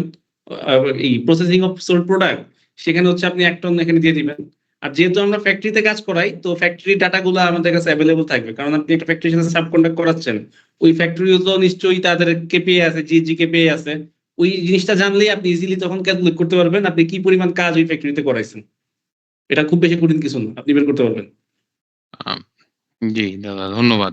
মূলত বিষয় হলো আপনার ওই ফ্যাক্টরির স্কোপ 1 এবং 2 তে কি কি ইমিশন আছে এগুলো আপনাকে জানতে হবে, এবং আপনার প্রোডাক্টটা উৎপাদন করতে তার কতটুকু ইমিশন হয়েছে এইটা আপনার স্কোপ 3 তে কাউন্ট করতে হবে। Hope it is clear. Same question আসছে মিস্টার ওয়াসিমের কাছ থেকে এবং mister Masud Lida textile and dyeing থেকে। Hope it is answer right. আপনারা রিঅ্যাক্ট করতে পারেন যদি আপনার অ্যান্সার বা চ্যাট বক্সে কনফার্ম করতে পারেন যে আপনারা বিষয়টা বুঝতে পারছেন কিনা। মিস্টার মাসুদ আর মিস্টার ওয়াসিম। ওকে, ঠিক আছে আপু, আমরা থ্যাংক ইউ। ওকে ওকে। আর একটা প্রশ্ন আসছে উইন্ডি থেকে, it will be the best if primer provide a common GG factor standard as we found different standard in different tool. আমরা কোনো কমন কিছু দিতে চাচ্ছি না, কারণ আমাদের সাপ্লায়ার বেজ অনেক বড় এবং মার্কেটে যেগুলো অ্যাভেলেবেল আমরা সবগুলো একসেপ্ট করতেছি।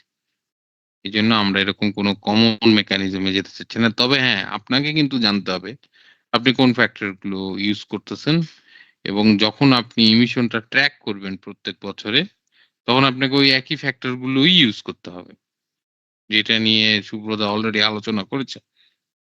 ধন্যবাদ আপু, over to you. Okay, thank you Pritam. আর বাইজিদ আর শুভ্রকে থ্যাংক ইউ আজকে স্পেশালি ফর বাইজিদ আমার সেশনটাকে টেক ওভার করার জন্য। So location based versus market based emission, এটা শুনতে একটু কঠিন লাগে, আসলে কঠিন কিছু না। আমাদের একটা প্র্যাকটিক্যাল চ্যালেঞ্জ আপনাদের সাথে শেয়ার করি। আমাদের বাংলাদেশে আমরা যখন বিভিন্ন ফ্যাক্টরির সাথে কাজ করি, অনেকেই আমাদেরকে জিজ্ঞেস করেন যে রিনিউয়েবল এনার্জি সার্টিফিকেট বা এনভায়রনমেন্টাল অ্যাট্রিবিউট সার্টিফিকেট নিয়ে। এবং কারণ হচ্ছে আমাদের সবারই এখন খুবই অ্যাম্বিশিয়াস ডিকার্বনাইজেশন গোল আছে। আমরা এখন এই যে প্রাইমার্কের কার্বন কেপিআই নিয়ে কথা বলছি, আমরা একটা সায়েন্স বেসড টার্গেট সেট করতেছি এবং সেখানে মূলত দেখা যাচ্ছে যে আপনাদেরকে 2030 সালের মধ্যে সবারই 40, 50, 60% রিডাকশন করতে হবে। তো এটা কিভাবে পসিবল? এটা এখন আমরা বাংলাদেশে আমাদের রিনিউয়েবল এনার্জি ল্যান্ডস্কেপটা একটু চ্যালেঞ্জিং। একটু না, আমি বলবো ভালোই চ্যালেঞ্জিং। এখন পর্যন্ত আমাদের গ্রিডে ইমিশন আছে, গ্রিডে রিনিউয়েবল এনার্জির পোরশনটা খুবই কম। তাহলে আমরা কিভাবে সেই গোলটা সেট করব? এবং এটা ওয়ার্লড ওয়াইড যেকোনো কান্ট্রির জন্যই হতে পারে যে যেকোনো কান্ট্রি এই চ্যালেঞ্জটা ফেস করতে পারে একটা জিওগ্রাফিক্যাল লোকেশনে যেখানে তাদের কাছে অপশন নাই যে রিনিউয়েবল এনার্জি সোর্স করা, বা আপনাদের যাদের ফ্যাক্টরি আছে, আপনাদের ফ্যাক্টরি অত বড় না যে আপনারা রুফটপ সোলার প্যানেল দিয়ে পুরা ফ্যাক্টরি কভার করতে পারবেন, সেখানে অনেক চ্যালেঞ্জ থাকে। তো অনেক ফ্যাক্টরি এখন আপনারা রিনিউয়েবল এনার্জি সার্টিফিকেট কিনছেন এবং বাইরের কান্ট্রিতে যে ইলেকট্রিসিটি মার্কেট সিস্টেম আছে ওখানে তারা হচ্ছে পাওয়ার পারচেজ এগ্রিমেন্টে যাচ্ছে, গ্রিন পাওয়ারে যাচ্ছে। তো জিনিসটা কি হচ্ছে, আলটিমেটলি আপনাদের স্কোপ 2 অ্যাকাউন্টিং এ একটু পরিবর্তন আসবে। তো এই কারণেই হচ্ছে আজকে এখন আমি যে টপিকটা নিয়ে কথা বলছি সেটা হচ্ছে আপনাদের স্কোপ 2 ইমিশন নিয়ে কথা বলবো। সেখানে 2টা মেথড আছে, সেটা হচ্ছে location based versus market based emission. জিনিসটা কি সেটা আমি আপনাদেরকে বলছি। আপনারা এক্সাক্টলি এখন যেটা করছেন, স্কোপ 2 ইমিশন ক্যালকুলেশন করার জন্য যে ফ্যাক্টরটা ইউজ করতেছেন এবং যেই মেথডটা ইউজ করতেছেন এটাই লোকেশন বেসড ইমিশন। মানে এটাকেই একটা নাম দেওয়া হয়েছে লোকেশন বেসড ইমিশন মেথোডোলজি। এখানে অন্য কোনো মানে এটার নতুনত্ব কিছু না, এটাই আমাদের ইউজুয়াল প্র্যাকটিস। আমাদের মার্কেট বেসড ইমিশন হচ্ছে যখন কোনো ফ্যাক্টরি, স্পেশালি বাংলাদেশে আপনারা যখন এখন রিনিউয়েবল এনার্জি সার্টিফিকেট কিনছেন, আপনাদের স্কোপ 2 ইমিশনের মধ্যে আপনাদেরকে market based emission methodology use করতে হবে। এবং এটা কিভাবে করতে হবে এটা আমি নেক্সট স্লাইডে দেখাচ্ছি এবং এটা খুবই ইজি, এটাতে কোনো কমপ্লিকেশন কিছু নাই। এবং শুধু রিনিউয়েবল এনার্জি সার্টিফিকেট না, যারা এমনও আছে যে বাইরের অনেক কোম্পানি যারা পাওয়ার পারচেজ এগ্রিমেন্টে যাচ্ছে বা গ্রিন পাওয়ার পারচেজ করতেছে, তাদের অবশ্যই তাদের স্কোপ টু অ্যাকাউন্টিং একটা পরিবর্তন আসবে। তো চেঞ্জটা কিভাবে হবে? আপনাদের স্কোপ টু ইমিশন আমরা এখন কিভাবে ক্যালকুলেট করছি? আপনারা একটা গ্রিড ইলেকট্রিসিটি পারচেজ করছেন একটা certain amount of megawatt hour, সেটা নিয়ে আপনারা গ্রিডের ইমিশন ফ্যাক্টর দিয়ে গুণ করে সেটা দিয়ে আপনারা একটা ইমিশন পাচ্ছেন। এটাই হচ্ছে আপনাদের location based factor. Market based factor হচ্ছে আপনারা যদি সেই ইমিশনের দেখা যাচ্ছে যে সেই টোটাল ইলেকট্রিসিটির ধরেন আপনারা পার ইয়ারে হচ্ছে 1000 মেগাওয়াট আওয়ার হচ্ছে আপনারা একটা রিনিউয়েবল এনার্জি সার্টিফিকেট পারচেজ করছেন। তখন আপনাকে market base emission factor apply করতে হবে এবং অবভিয়াসলি সেই 1000 মেগাওয়াটের জন্য আপনাদের ইমিশন ফ্যাক্টরটা হবে 0, কারণ এটা আপনাদের রিনিউয়েবল এনার্জি সার্টিফিকেটের আন্ডারে আসছে। খুব সহজ একটা উদাহরণ আমি আপনাদেরকে দিচ্ছি। আপনাদের ব্র্যান্ড প্রাইমার্কের সাস্টেনেবিলিটি রিপোর্ট যদি আপনারা পড়ে থাকেন, সেখানে আপনারা দেখবেন যে তাদের কার্বন ইমিশন ডাটায় যেটা বলা আছে যে 2022 এবং 2023 এর যেই এমিশনস ডাটা আছে সেখানে বলছে স্কোপ 1 and 2 সেটা হচ্ছে মার্কেট বেসড। কেন প্রাইমার্কের এই মার্কেট বেসড ইমিশনে তারা হচ্ছে ট্রান্সফার করলো? সেটা হচ্ছে যে 2018-19 সালে যখন তারা বেসলাইন ইমিশনটা ক্যালকুলেট করছিল, তখন হচ্ছে যে তাদের হাতে ওরকম রিনিউয়েবল এনার্জি বা লো কার্বন পাওয়ারের অপশন ওরকম ছিল না। কিন্তু গত 1-2 বছর ধরে এখন 70% প্রাইমার্কের নিজস্ব স্টোর, নিজস্ব অফিসগুলাতে প্রাইমার্ক হচ্ছে রিনিউয়েবল এনার্জি কন্ট্রাক্ট বা লো কার্বন ইলেকট্রিসিটি কন্ট্রাক্টে যাচ্ছে। তো এই কারণে এখন প্রাইমার্কের আপনাদের ইমিশন অ্যাকাউন্টিং এ প্রাইমার্কের রিপোর্টে বলা আছে যে তারা লোকেশন বেসড মেথড থেকে এখন তারা হচ্ছে মার্কেট বেসড মেথডে ট্রান্সফার হয়েছে। সো আরেকটা উদাহরণ, যদিও বাংলাদেশের না, যে ইউএস এর ক্যালিফোর্নিয়ার একটা কোম্পানি যারা হচ্ছে ক্যালিফোর্নিয়া গ্রিড থেকে পাওয়ার নিচ্ছে। অবশ্যই ক্যালিফোর্নিয়া গ্রিডে তাদের বিভিন্ন টাইপের পাওয়ার প্ল্যান্ট থাকে। তাদের ন্যাচারাল গ্যাস পাওয়ার প্ল্যান্ট আছে, আদার ফসিল ফুয়েলস আছে, তাদের রিনিউয়েবল সোর্সও আছে। সো তাদের হচ্ছে দেখা যাচ্ছে যে তারা এখন যে ইমিশনটা করছে স্কোপ টু ইমিশন অ্যাকাউন্টিংটা লোকেশন বেসড ইমিশন ক্যালকুলেশন। এমন হতে পারে যে নেক্সট ইয়ারে সেই সেম কোম্পানি তারা ভাবলো যে আমাদের কিছু সাস্টেনেবিলিটি টার্গেট আছে এবং আমরা আমাদের রিনিউয়েবল এনার্জি পোর্শনটা বাড়াতে চাই আমাদের পারচেজ ইলেকট্রিসিটিতে। তারা নেক্সট আরেকটা স্টেট আইওয়া, সেখান থেকে তারা হচ্ছে রিনিউয়েবল এনার্জি সার্টিফিকেট পারচেজ করলো। পারচেজ করে এখন তাদের ইলেকট্রিসিটি মিক্সে অবভিয়াসলি তারা ক্যালিফোর্নিয়ার এক্সিস্টিং গ্রিডটা ইউজ করতেছে, ওখান থেকে পাওয়ার নিচ্ছে, কিন্তু তারা রিনিউয়েবল এনার্জি সার্টিফিকেটও পারচেজ করছে। তো এখন রিনিউয়েবল এনার্জি সার্টিফিকেট পারচেজ করার সাথে যে অ্যাসোসিয়েটেড ইমিশন ফ্যাক্টর আছে সেটা তাদেরকে ইমিশনস অ্যাকাউন্টিং এ আনতে হবে এবং which is typically 0 for renewable sources. এবং অবভিয়াসলি যে তারা লোকেশন বেসড আছে সেটাও তাদেরকে দেখাতে হবে যে আমাদের যেই জিওগ্রাফিক্যাল পজিশন থেকে যারা মানে লোকাল থেকে পাওয়ার সোর্স করতেছে, লোকাল পাওয়ার কোম্পানি থেকে, সেটার সাথেও কিছু ইমিশন আছে, সেটাও তাদেরকে অ্যাকাউন্টিং মেথডে দেখাতে হবে। আচ্ছা, রিনিউয়েবল এনার্জি সার্টিফিকেট, এটার জন্য আমি শুভ্রকে আবার হ্যান্ড ওভার করছি আমার প্রেজেন্টেশন। এখন শুভ্র নেক্সট কয়েকটা স্লাইড আপনাদের রিনিউয়েবল এনার্জি সার্টিফিকেট নিয়ে কথা বলবে। Thank you. আপনাদের যদি কোনো কোশ্চেন থাকে আপনারা কোশ্চেন আস্ক করতে পারেন বা আমরা আমাদের প্রেজেন্টেশন কন্টিনিউ করতে পারি। এটা একটা গুরুত্বপূর্ণ টার্ম আমাদের জন্য, রিনিউয়েবল এনার্জি সার্টিফিকেট বা এনার্জি অ্যাট্রিবিউট সার্টিফিকেট। এটা একটা খুব পপুলার টার্ম এবং বাংলাদেশে অনেক ফ্যাক্টরি আরইসি অথবা ইএসি পারচেজ করা শুরু করছে। আসলে এই মেকানিজমটা কিভাবে কাজ করে এটা একটু সম্পর্কে আমরা সংক্ষেপে জানবো। তো আরইসি কাজ করে হচ্ছে এখানে আপনার রিনিউয়েবল এনার্জি প্রজেক্ট ডেভেলপার থাকবে। এটা হইতে পারে কোনো সোলার ফার্ম, হইতে পারে কোনো উইন্ড ফার্ম। তো তারা জেনারেলি কি করে, যেমন আমাদের বাংলাদেশেও বেশ কয়েকটা কিন্তু বড় বড় সোলার ফার্ম তৈরি হয়েছে যারা হচ্ছে 100 মেগাওয়াট 200 মেগাওয়াট পুরো জেনারেট করতেছে। তো জেনারেট করে কিন্তু ইলেকট্রিসিটিটা তারা কিন্তু গ্রিডে দিয়ে দিচ্ছে, তারা কিন্তু ডিরেক্ট কোনো ইনস্টিটিউশনে দিচ্ছে না, তো গ্রিডে চলে যাচ্ছে।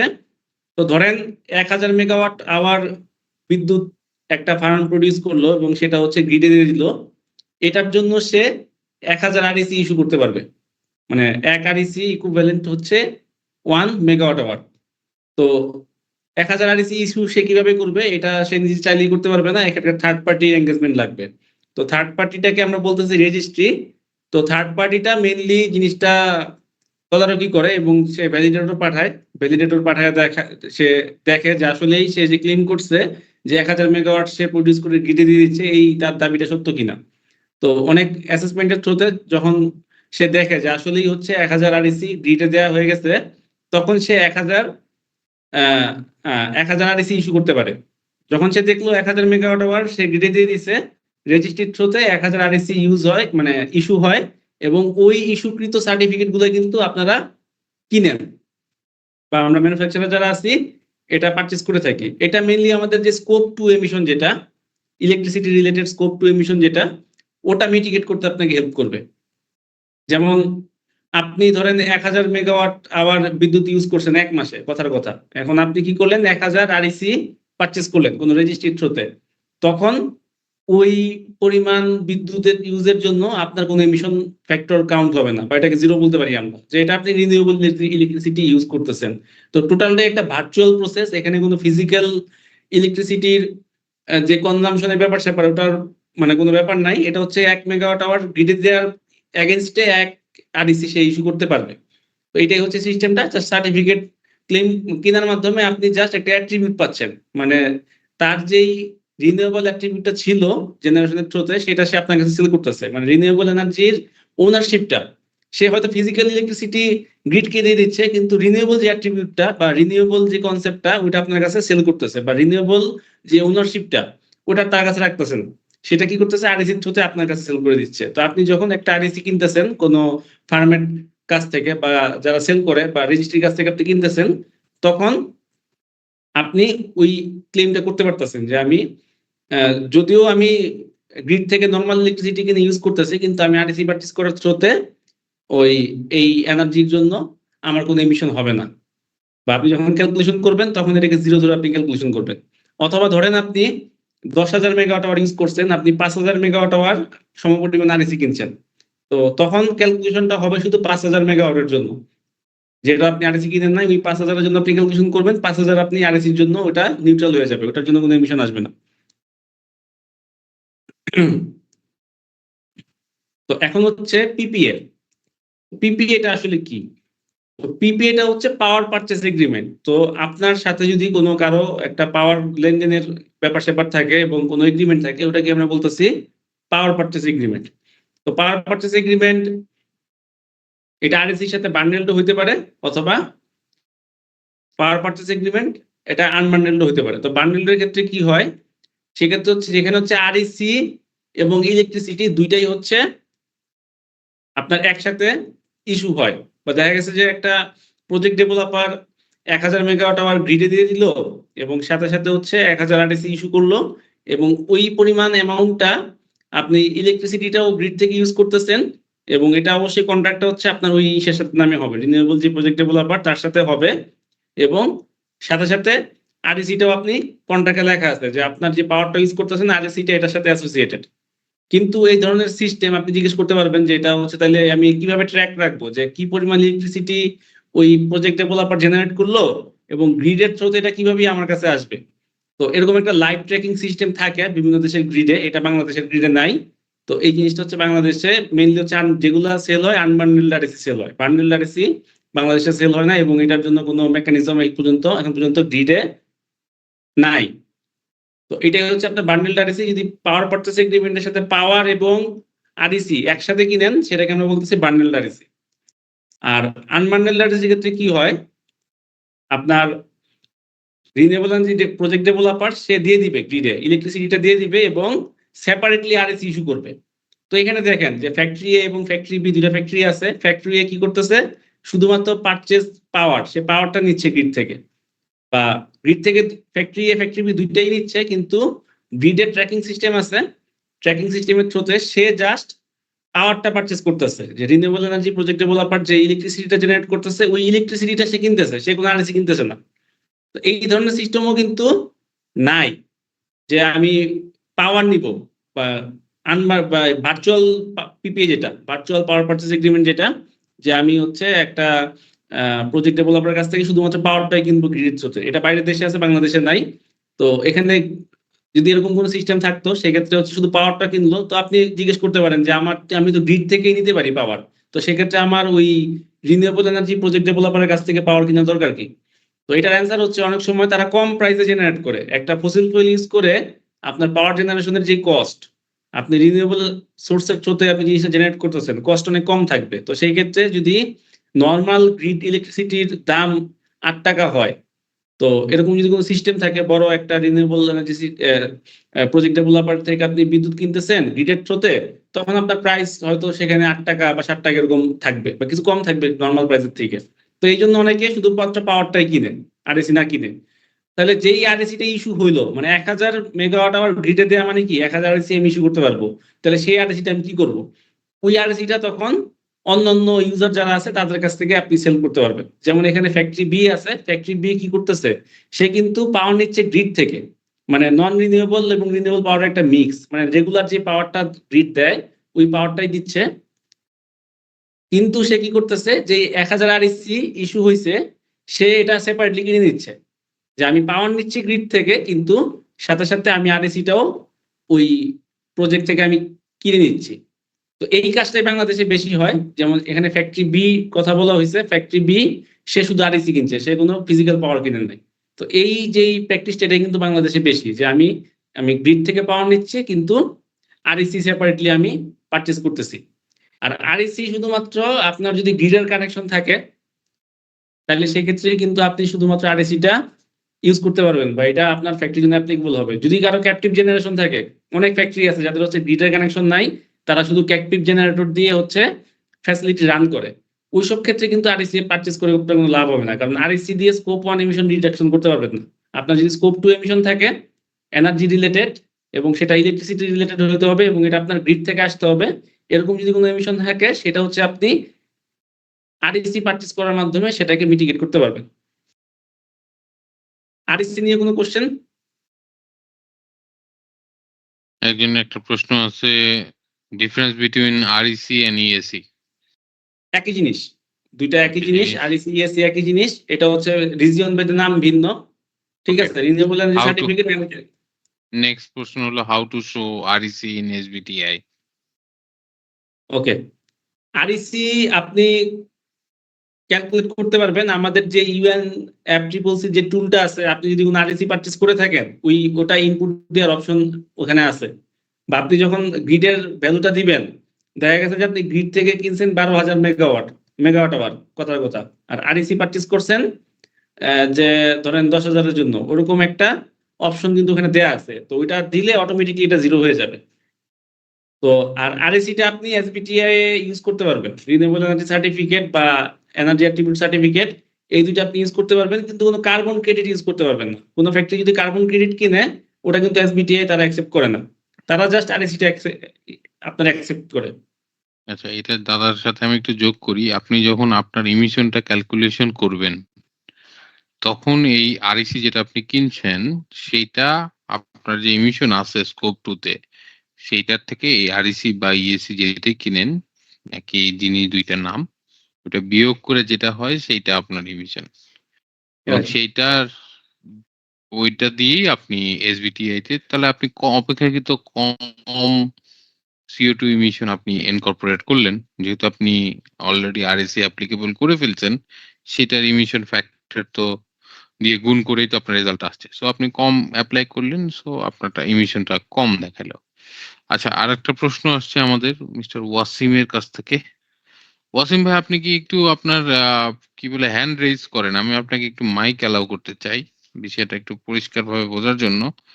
তার আগে বেশ কয়েকটা হ্যান্ড রেজ আছে। নিডল ড্রপ লিমিটেড, জি, আপনি আপনার প্রশ্নটা করুন। নিডল ড্রপ লিমিটেড, আপনাকে মাইক অ্যালাউ করা হয়েছে।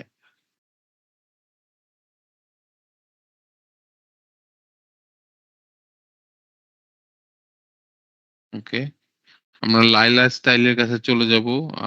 আপনাকেও মাইক অ্যালাউ করা হয়েছে, আপনি হ্যান্ড রেজ করেছেন, আপনার প্রশ্নটি করুন।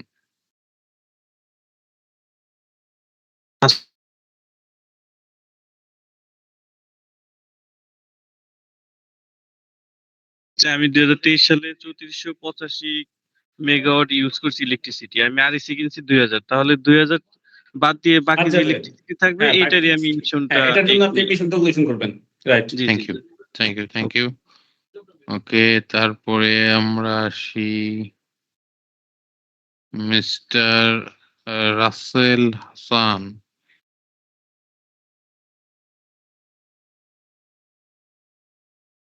মিস্টার রাসেল হাসান, আপনি আপনার প্রশ্নটি করুন।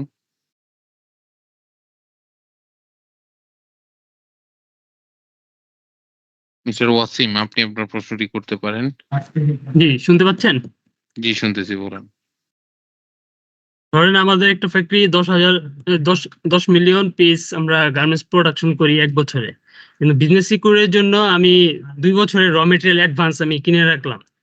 মানে এই ক্ষেত্রে আমি কি যেই এটা হচ্ছে আমার পারচেজ যতটুকু হচ্ছে অতটুকুর উপরে কি স্কোপ 3 ক্যালকুলেশন করব, না যতটুকু আমরা প্রডিউস করতেছি বা কনজিউম করতেছি ওইটার উপরে আমরা স্কোপ 3 ক্যালকুলেশন না, করব? এটা কনজাম্পশনের উপর হবে না, এটা হচ্ছে পারচেজের উপর হবে।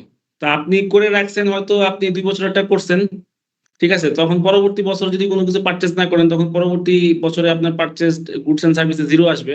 কিন্তু যেই বছর আপনি করছেন ওই বছরের এমিশনটাই হবে, এখানে রিপোর্ট করতে হবে। জি, থ্যাংক ইউ। এই জন্য। বেক্সিমকো, জি রাসেল সাহেব বলুন, তারপর আমরা আমার বেক্সিমকোর কাছে question- যাব। জি, আমার কোশ্চেনটা ছিল যে আমি আরইসি থেকে আমি গ্রিড নিলাম, বাট মানে এটা নিলাম আমি স্কোপ 2 এর জন্য, কিন্তু জি। আমার যে এনার্জিটা স্কোপ 1 এ দেখা যাচ্ছে আমার অনেক বেশি, তাহলে সেটা কি আমি স্কোপ 2 মানে বাড়ায় সারি কি স্কোপ 1 কমালে তো সেক্ষেত্রে কভার হয়ে যাবে? স্কোপ 2 বাড়ানো বলতে কি বোঝাচ্ছেন আপনি? আপনি কি গ্রিড থেকে পাওয়ার বেশি নিবেন, নিজে হ্যাঁ হ্যাঁ ইঞ্জিন চালাবেন না, এরকম, রাইট? হ্যাঁ হ্যাঁ হ্যাঁ, হ্যাঁ, আপনি তাছাড়া সেটা তো করতে পারেন। দেখা যাচ্ছে যে আমাদের তো ম্যাক্সিমাম ক্ষেত্রে স্কোপ 1 এরই হচ্ছে ইয়েটা বেশি হয় আপনার ডিপেন্ড করতেছে, কেউ যদি গ্রিড পাওয়ার ডিপেন্ডেন্ট হয় তার তাহলে স্কোপ 2 বেশি থাকবে। তো আপনি যদি আপনার ইমিশন ম্যানেজ করার জন্য স্কোপ 1 থেকে কমায় স্কোপ 2 তে নিতে চান, আপনার অপারেশনের চেঞ্জ করে, ইটস আপ টু ইউ। ঠিক আছে, থ্যাংক ইউ। তারপর আমরা যাব বেক্সিমকো সাস্টেইনেবিলিটি। জি, আপনার মাইক অ্যালাউ করা আছে, আপনি প্রশ্নটি করুন। Am I audible? শুনতে পাচ্ছেন? জি, আমি শুনতে পাচ্ছি। জি, আমি যেই বান্ডেলড এবং আনবান্ডেলড নিয়ে আরেকটু ক্লিয়ার হতে চাচ্ছিলাম। সাপোজ হচ্ছিল যে আহ, উনি যেটা বললেন যে ভাইয়া, আমি সেটুকু বুঝতে পারছি যে আমাদের হয়তো গ্রিড সিস্টেমে সেই ট্র্যাকিং সিস্টেমটা না থাকার কারণে এখানে বান্ডেলড আরইসি টা পসিবল না। বাট যে ক্রাইটেরিয়া গুলো আছে, দেখা যাচ্ছে আমি কোনো একটা কোম্পানি থেকে আরইসি পারচেস করতেছি এবং আমার তার সাথে পিপিইউ আছে, পাওয়ার পারচেজ এগ্রিমেন্ট আছে। এখন যেহেতু এটা আনবান্ডেলড, সেহেতু আমি এই আরইসি টা অন্য কোনো জায়গায় ইউজ করতে পারবো না। আমার স্কোপ 2 টাকে অফসেট বা স্কোপ 2 টাকে নিউট্রাল করার জন্য এই আরইসি টা তখন আমাকে ইউজ করতে পারবো, রাইট? রাইট। আচ্ছা, এর বাইরে কি অন্য কোনো ক্রাইটেরিয়া আছে বা কেস আছে যে এইগুলা আনবান্ডেলড এবং বান্ডেলড হবে? মানে লাস্ট ইয়াতেও এই সেম মানে জিনিসটা নিয়ে একটু কনফিউশন ছিল, আজকে অনেকটা ক্লিয়ার হয়েছি। জি, বলেন। আপনি একটু ডিটেলসটা বলতে পারবেন যে আপনার কন্ট্রাক্টটা কি টাইপের, বা কাদের সাথে কন্ট্রাক্টটা করতেছেন, বা কি টাইপের? না, এটা বুঝলে আপনার অ্যান্সার করা হচ্ছে সুবিধা হতো একটু। মানে আমি কেসটা বোঝার চেষ্টা করতেছি, মানে আচ্ছা, আনবান্ডেলড কেস। এবং বান্ডেলড। হ্যাঁ হ্যাঁ হ্যাঁ। বান্ডেল হচ্ছে একদম সহজ কথায় সবকিছু ভুলে যান। বান্ডেল হচ্ছে আপনার পাওয়ার পারচেজ এগ্রিমেন্ট যদি আপনার আরইসি একসাথে হয়, মানে আপনি একই সাথে পাওয়ার নিচ্ছেন, ওই থার্ড পার্টি থেকে একই সাথে পাওয়ার কনজাম্পশন করতেছেন এবং সাথে সাথে আরইসিটাও নিচ্ছেন রিনিউয়েবল সোর্স থেকে, তাহলে সেটা হবে বান্ডেল। আর এরকম যদি হয় কোনো সোর্স আপনি পাওয়ার নিচ্ছেন না, ফিজিক্যাল কোনো পাওয়ার নিচ্ছেন না, কিন্তু আরইসিটা শুধুমাত্র পারচেজ করতেছেন, সেক্ষেত্রে হবে এটা আনবান্ডেলড আরইসি। আর বান্ডেলড আরইসি সবসময় পাওয়ারের সাথে আসে। দেখা গেছে, আমি একটা এক্সাম্পল দেই, যে আপনার পাশে একটা ফ্যাক্টরি আছে, তো ফ্যাক্টরিতে ওভার ক্যাপাসিটির তারা সোলার ইনস্টল করছে। তো সে কি করলো, সে হচ্ছে ওই আরসি সিস্টেমের মাধ্যমে আপনারকে পাওয়ারও দিল, ডিরেক্ট লাইন টানার মাধ্যমে আপনি পাওয়ারটাও তার কাছ থেকে পাইলেন, এবং সাথে সাথে রিনিউয়েবল অ্যাট্রিবিউট যেটা আছে ইএসসি, এটাও আপনি পেয়ে গেলেন। তো সেই ক্ষেত্রে এটা ওয়ান কাইন্ড অফ বান্ডেলড আরসি হবে, পাশাপাশি ফ্যাক্টরি যদি হয়। কিন্তু এরকম যদি হয় যে একটা ফ্যাক্টরি আপনি যাদের কাছ থেকে আরইসি কিনতেছেন ওই ফ্যাক্টরি হচ্ছে চিটাগাং এর, আপনার ফ্যাক্টরি হয়তো গাজীপুরের, তো চিটাগাং টু গাজীপুর তো ডিরেক্ট লাইন টানা সম্ভব না। তো সেই ক্ষেত্রে জাস্ট আরইসি আপনি পারচেজ করলেন, তো সেই ক্ষেত্রে সেটা হবে আনবান্ডেলড আরইসি, জি জি, মানে থ্যাংক ইউ। পাওয়ারের তাহলে সাথে আমরা থাকবে না, সেপারেটলি সেল হবে, এটা সেপারেটলি সেল হবে এবং এটা পাওয়ার পারচেজের সাথে এটা ডিপেন্ড থাকবে না। আপনি গ্রিড থেকে পাওয়ার নিতে পারেন, অন্য কোনো সোর্স থেকে গ্রিড থেকে পাওয়ার নিতে পারেন, কিন্তু আরইসিটা আপনার সেপারেটলি তখন পারচেজ করতে হবে, সেক্ষেত্রে হবে আনবান্ডেলড আরইসি।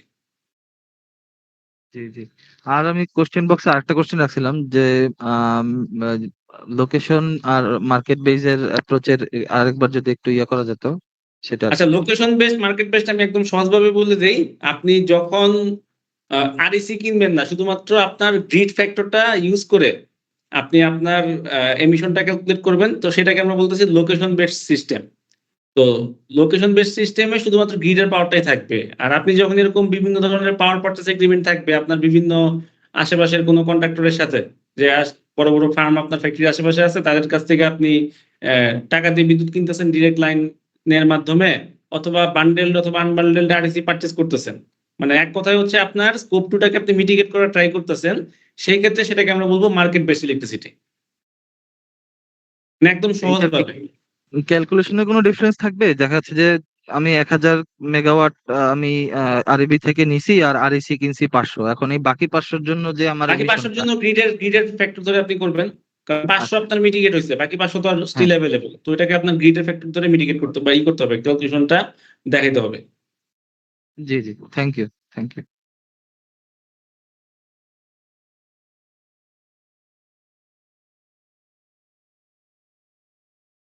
আচ্ছা, আমরা আরেকটা হ্যান্ড রেজ দেখতে পাচ্ছি।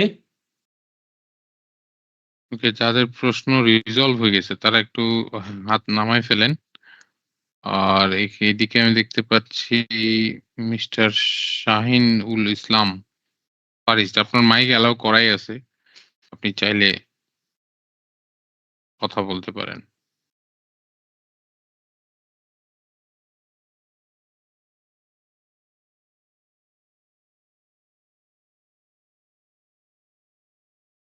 তারপরে আমরা আহমেদ আলী, আপনার যদি কোনো প্রশ্ন থাকলে জিজ্ঞেস করেন, আপনার মাইক অ্যালাউ করা আছে।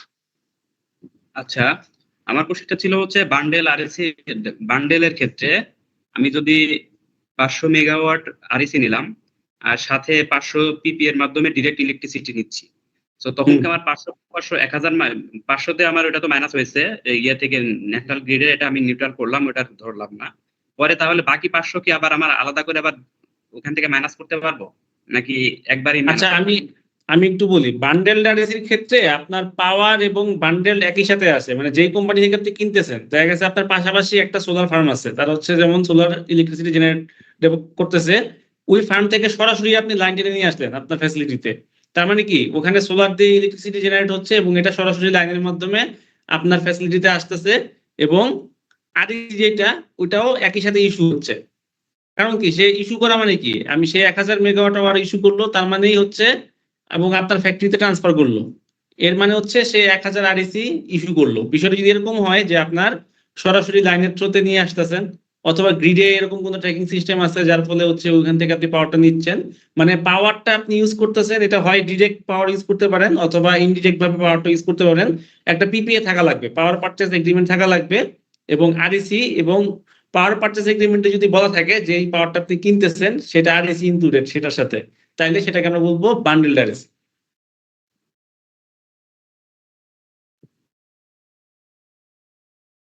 ঠিক আছে, আমরা বান্ডেল আর আনবান্ডেল নিয়ে আর পেমেন্ট দিলাম দুইটা, প্রশ্ন একটা নিব হচ্ছে না, আমি sorry। পেমেন্ট দিচ্ছি আরইসির জন্য একটা পেমেন্ট, আর একটা পেমেন্ট দিচ্ছি পিপি এর জন্য, সো আমি কিন্তু কন্ট্রিবিউট করছি দুই জায়গায়, সো সেখানে কি আমার হচ্ছে ডাবল কাউন্ট হবে কিনা? এটা আরইসির মতো করে আমি গ্রিডটাকে নিউট্রাল করলাম, সাথে পিপিএটাকে থেকে যেটা নিলাম, যদি ডাবল পেমেন্ট করি তাহলে আমি এটাকে ডাবল কাউন্ট পিপিএ কার সাথে, পাওয়ার পারচেজ এগ্রিমেন্টটা কার সাথে আপনার? পাওয়ার পারচেজ এগ্রিমেন্টটা ধরেন ওদের সাথে পাওয়ার পারচেজ এগ্রিমেন্ট, সেটার জন্য পিপি এর জন্য তো ধরেন যে আমার এখন হয়তো বা রেট $5 to $6 পিপিএ সরি আরইসির জন্য, তো এখন এটা দিয়ে আমি 500 আরইসি কিনলাম, কিন্তু যখন 500 আরইসি পিপিএ তে যাব, পিপিএ ডিরেক্ট পাওয়ার নেব, তখন তো আমাকে এটাকে পাওয়ারের রেটে পেমেন্ট করতে হবে, সেটার জন্য আলাদা 500 জন্য তো আমাকে পিপিএ রেটে মানে তাইলে এটা হচ্ছে বান্ডেলড আরএসি না, আনবান্ডেলড আরএসির ক্ষেত্রে বিষয়টা এরকম যে পাওয়ারের জন্য আপনি সেপারেট পেমেন্ট করবেন, আরএসির জন্য সেপারেট পেমেন্ট করবেন, এটা হচ্ছে আনবান্ডেলড আরএসির ক্ষেত্রে। আর বান্ডেলড আরএসিতে একটা পেমেন্ট করবেন, আপনার পিপিএ প্লাস আরএসি, পিপিএ তো আছেই, সাথে আরএসি আপনার আস্তে আস্তে একটা রেট হবে, ওখানে দুইটা রেট হবে না। আচ্ছা আনবান্ডেলড আরএসির ক্ষেত্রে দুটা রেট হবে। ওকে, যেমন তাহলে এখানে আনবান্ডেলে আমি ছবিটা- দুটো ম্যানেজ করতে পারবো না। আপনি ছবিটা দেখেন, ছবি ফ্যাক্টরি বি দেখেন, ফ্যাক্টরি বি কি করতেছে, সে গ্রিড থেকে পাওয়ার নিচ্ছে, আবার আরইসিও কিনতেছে সেপারেটলি ফার্ম থেকে। তার মানে কি, সে পাওয়ারের জন্য সেপারেট পেমেন্ট করতেছে আর আরইসির জন্য সেপারেট পেমেন্ট করতেছে। কিন্তু আমার এই প্রথম ছবিটা যদি দেখেন, ফ্যাক্টরি কিন্তু আরইসি এবং পাওয়ার একই সাথে কিনতেছে, এবং এটা কিন্তু পিপিএ তে বলা আছে যে আরইসিটা ইলেকট্রিসিটির সাথে ইনক্লুডেড, এটা লেখা থাকবে আপনার পিপিএ তে। এটা কি ইনক্লুডেড নাকি এক্সক্লুডেড, এই কথাটা লেখা থাকবে। দাদা আমরা অলরেডি ওভার রান করতেছি অনেকটা সময়, আমরা দয়া করে আর কোনো প্রশ্ন আমরা নিচ্ছি না। হ্যাঁ, ওকে, আপনাদের যে কারোর যদি কোনো প্রশ্ন থাকে আপনারা আমাদেরকে মেইলে পাঠান। আমরা হিগ নিয়ে আলোচনা করব না, এটা অনেকবার আলোচনা হয়েছে। আমরা এখন শুধুমাত্র এক্সেল ফাইলটা নিয়ে কথা বলবো এবং সেইটার এক্সপ্লিকেবিলিটি দেখাবো। এরপরে আপনাদের যাদের যত কোশ্চেন আছে আপনারা দয়া করে ইমেইলে লিখে পাঠান, আমরা সেই ইমেইলগুলোর অ্যান্সার করব। আর আমার ফোন নাম্বার আপনাদের সবার কাছে আছে, প্লাস আমাদের ইআরআই টিম মেম্বারদেরও ফোন নাম্বার আপনাদের অনেকের কাছে আছে, যদি দরকার পড়ে আমরা সেখানে কানেক্ট করব। Thank you. ওকে, আমি আফরিন আপুকে রিকোয়েস্ট করছি এই টেক ওভার করার জন্য।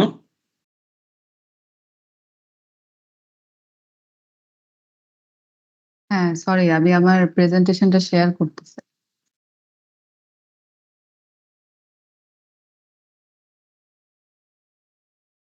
একটা জিনিস আমি জাস্ট বলে রাখি, আপনাদের যাদের ইমিশন ফ্যাক্টর নিয়ে প্রশ্ন আছে, এটা আমরা অলরেডি এই ম্যাটেরিয়ালস এর মধ্যে কিছু আছে, আমরা সেপারেট লিঙ্কও প্রোভাইড করব। আর আপনার স্কোপ 3 নিয়ে যাদের প্রশ্ন আছে, আমরা একটা টুল প্রোভাইড করছি অলরেডি বিভিন্ন সময় মিটিং এ, আমরা সেটা ইমেলও আপনাদেরকে দিয়ে দিব।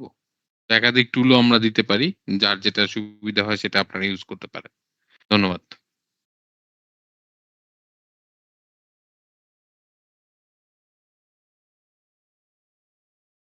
আচ্ছা, আমার স্ক্রিনটা কি দেখা যাচ্ছে? জি, দেখেন। আচ্ছা, ঠিক আছে, থ্যাংক ইউ। আপনাদের এটা হচ্ছে ফাইনাল এবং মোস্ট ইম্পর্টেন্ট টাস্ক। আপনারা অনেকেই scope 1 and 2 emission calculation already করছেন বা করতেছেন, এটা আপনাদের ইউজুয়াল প্র্যাকটিসে আছে। আপনারা এসবিটিআই টুলটা কিভাবে ইউজ করবেন সেটা নিয়ে এখন হচ্ছে আমাদের ডিসকাশন, এবং এটা নিয়ে আমাদের অনেক কোশ্চেন এন্ড আনসার আসছে, যে এটা একটা বার হচ্ছে আরেকবার দেখানো যে কিভাবে স্টেপ বাই স্টেপ এই কাজটা করা যায়। আমরা একটা ডেমো ডাটা ইউজ করব, একটা ফ্যাক্টরি XYZ টেক্সটাইলস লিমিটেড, যেটার ইনভেন্টরি আপনাদের সামনে আছে, যে স্কোপ 1 এন্ড স্কোপ 2 এবং 2022-2023। অবভিয়াসলি আপনাদেরও এরকম মানে বেশিরভাগ ফ্যাক্টরি এরকম একটা ইনভেন্টরি থাকার কথা, এমিশনস ইনভেন্টরি। তো এখন আমরা এক্সেল ফাইলটাতে যাই। আমি প্রথমে হচ্ছে প্রেজেন্টেশনটা দেখাবো আপনাদেরকে। প্রেজেন্টেশনে আমার কিছু স্ক্রিনশট আছে এবং তারপরে আমি অ্যাকচুয়াল এক্সেল ফাইলটা দেখাবো, তাহলে আপনাদের জন্য আরো ক্লিয়ার হবে। আপনারা যখন এক্সেল ফাইলটা ওপেন করবেন, এটা হচ্ছে নিয়ার টার্ম টুল, সেটার একটা কুইক গাইড একটা ট্যাব আছে, সেখানে যদি আপনি ক্লিক করেন সেখানে এসবিটিআই এর সব রিসোর্স আছে। যদি আপনারা পড়তে চান ওখানে ক্লিক করলে আপনারা এক্স্যাক্টলি ওই রিসোর্সটা ওয়েবসাইটে দেখতে পাবেন। নেক্সট হচ্ছে আপনারা স্কোপ 1 এন্ড 2 তে চলে যাবেন। সেখানে প্রথমে হচ্ছে এন্টার ইওর কোম্পানি নেম বসাবেন, এবং সেকেন্ড হচ্ছে select method. So textile and apparel সেক্টরের জন্য অবভিয়াসলি আমরা যেটা করছি সেটা হচ্ছে অ্যাবসলিউট কন্ট্রাকশন অ্যাপ্রোচ। আমরা সেক্টরাল ডিকার্বনাইজেশন অ্যাপ্রোচে যাচ্ছি না, কারণ ওটা হচ্ছে সেক্টর স্পেসিফিক এবং সেটার আন্ডারে টেক্সটাইল অ্যাপারেল না। সো এগেইন টেক্সটাইল এন্ড অ্যাপারেলের জন্য হচ্ছে আমাদের অ্যাবসলিউট কন্ট্রাকশন অ্যাপ্রোচ। ঠিক আছে, আমি নাম বসাইলাম, আমার ফ্যাক্টরির নাম বসাইলাম, আমি সেট করলাম যে এটা অ্যাবসলিউট কন্ট্রাকশন অ্যাপ্রোচ। তারপর দেখবেন কিছু কিছু সেল অলরেডি গ্রে হয়ে গেছে, নট অ্যাপ্লিকেবল, তার মানে হচ্ছে এখানে আমাদের আর কাজ করার নাই। তো নেক্সট যেটা করব সেটা হচ্ছে যে আমাদের বেজ ইয়ারটা সিলেক্ট করতে হবে আমাদেরকে, এবং বেজ ইয়ারের ইমিশনও হচ্ছে আমাদের রেডি থাকতে হবে, এবং অবভিয়াসলি মোস্ট রিসেন্ট ইয়ার বেজ ইয়ারের সাথে কম্পেয়ার করে মোস্ট রিসেন্ট ইয়ারের ইমিশনও আপনাদের কাছে থাকতে হবে। ওকে, তো আমি সবকিছু বসালাম। সব এখানে আমি বেজ ইয়ারটা বসাইলাম, আমি বেজ ইয়ার স্কোপ 1 2 ইমিশন সব বসাইলাম, মোস্ট রিসেন্ট ইয়ার দিলাম। তারপরে কি হচ্ছে সেটা দেখি। রেজাল্ট হচ্ছে আপনাদের সামনে। সরি। এই টুলটা হচ্ছে অটোমেটিক্যালি আপনাদেরকে একটা টার্গেট সেট করে দিবে। সেখানে অলরেডি বলছে XYZ Textile Limited commits to reduce scope 1 emission 42% by 2030 from a 2022 base year. আমরা বেজ ইয়ার সিলেক্ট করেছি 2022 এবং আমাদের টার্গেট ইয়ার হচ্ছে 2023। এখানে একটা ফ্যাক্টরির SBTi টার্গেট ড্যাশবোর্ডে যারা হচ্ছে ভ্যালিডেশন পুরো SBTi স্টেপটা ক্রস মানে পাস করেছে, এরকম একটা ফ্যাক্টরি, পাকিস্তান একটা ফ্যাক্টরি যে কিভাবে থাকে SBTi ড্যাশবোর্ডে।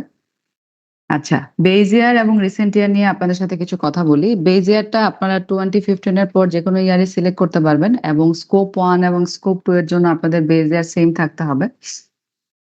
স্কোপ 3 টার্গেটের জন্য আপনারা বেজ ইয়ার ডিফারেন্ট হতে পারে, কারণ এমন হয় যে আপনারা ধরলেন বেজ ইয়ার হচ্ছে 2021, কিন্তু ওই একই বছরে আপনাদের স্কোপ 3 এর ডেটা ছিল না।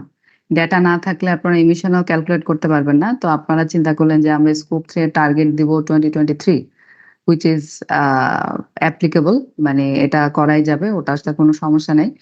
আপনাদের বেজ ইয়ার এবং রিসেন্ট ইয়ারও সেম হতে পারে। আপনারা যদি মনে করেন যে আপনাদের এখন আমাদের কাছে বেশিরভাগ ফ্যাক্টরি 2023 এর ডাটা অ্যাভেলেবল থাকার কথা। সো 2023 আপনারা বেজ ইয়ার এবং রিসেন্ট ইয়ার দুটাই আপনারা সিলেক্ট করতে পারবেন এক্সেল টুলে। এই পিডিএফ ফাইলে আপনাদের কর্পোরেট নেট রান ক্রাইটেরিয়া সব ক্রাইটেরিয়া গুলো দেওয়া আছে। আপনারা যদি পিডিএফ ফাইলটা অ্যাভেল করতে চান, এটাও পাবলিকলি অ্যাভেলেবল এসবিটিআই এর ওয়েবসাইটে। সো আপনাদের অ্যাজ এ নেক্সট স্টেপ আমি অবশ্যই এক্সেল ফাইলটা দেখাবো যে আপনাদের বেজ ইয়ারটা আপনাদের সিলেক্ট করবেন কোনটা বেজ ইয়ার, এবং সেই ইয়ার অনুযায়ী আপনাদের ইমিশনস ইনভেন্টরিটা ক্রিয়েট করেন। যেহেতু আমরা বলতে চাচ্ছি 2022-23 এর ডাটা অ্যাভেলেবল থাকার কথা, সো প্রেফারেবলি আপনারা 2022-2023 কে আপনারা বেজ ইয়ার ধরতে পারেন। বাট কেউ যদি এমন হয় যে 2020-2021 সাল নিয়ে কাজ করতেছেন, হুইচ ইজ পারফেক্টলি ফাইন। আপনাদের টার্গেট ইয়ারটা হবে নিয়ার টার্ম টার্গেট, কারণ প্রাইমার্কের কার্বন কেপে অনুযায়ী আপনাদেরকে ওনারা বলেছেন যে নিয়ার টার্ম টার্গেট সেট করতে, তো সেটা 5 থেকে 10 ইয়ার্স। ও আপনাকে শুনতে পাচ্ছি। হ্যালো, নিয়ার টার্ম টার্গেট পর্যন্ত জি এখন শুনতে পাচ্ছি। এখন শুনতে পাচ্ছ? জি এখন পাচ্ছি। আচ্ছা, ওকে, ঠিক আছে। আপনারা তাহলে নিয়ার টার্ম টার্গেটের পরে start your target setting process. আর আপনাদের সাথে আমাদের হচ্ছে অ্যাকচুয়ালি কিউ&এ সেশন হয়ে গেছে। সো আপনারা যদি আরো প্রশ্ন থাকে আপনারা প্রাইমারকে প্রশ্ন পাঠাতে পারেন, প্রাইমার্ক আমাদের সাথে শেয়ার করবে, আমরা ওইভাবে রেসপন্স করার চেষ্টা করব। এখন আমি যেটা করব সেটা হচ্ছে যে আপনাদেরকে এক্স্যাক্টলি এক্সেল ফাইলটা দেখাবো, তাহলে জিনিসটা আপনাদের জন্য আরো ক্লিয়ার হবে।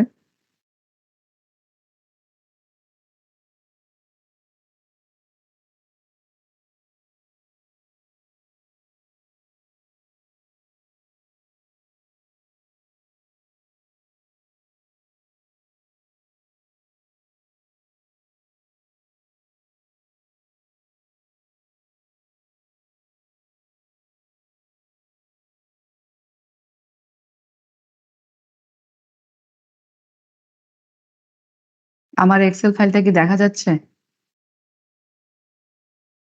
ওকে, থ্যাংক ইউ।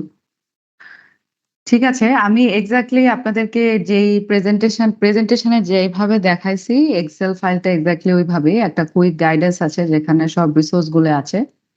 স্কোপ 1 and 2 এর জন্য আপনারা অবভিয়াসলি আপনারা যদি প্রথমে যান, অলরেডি আমার এখানে ডাটা বসানো আছে যেখানে অ্যাবসোলুট কন্ট্রাকশন অ্যাপ্রোচ দুইটা টার্ম আছে, অ্যাবসোলুট কন্ট্রাকশন এবং সেক্টরাল ডিকার্বনাইজেশন অ্যাপ্রোচ, কিন্তু for textile it's only absolute contraction approach.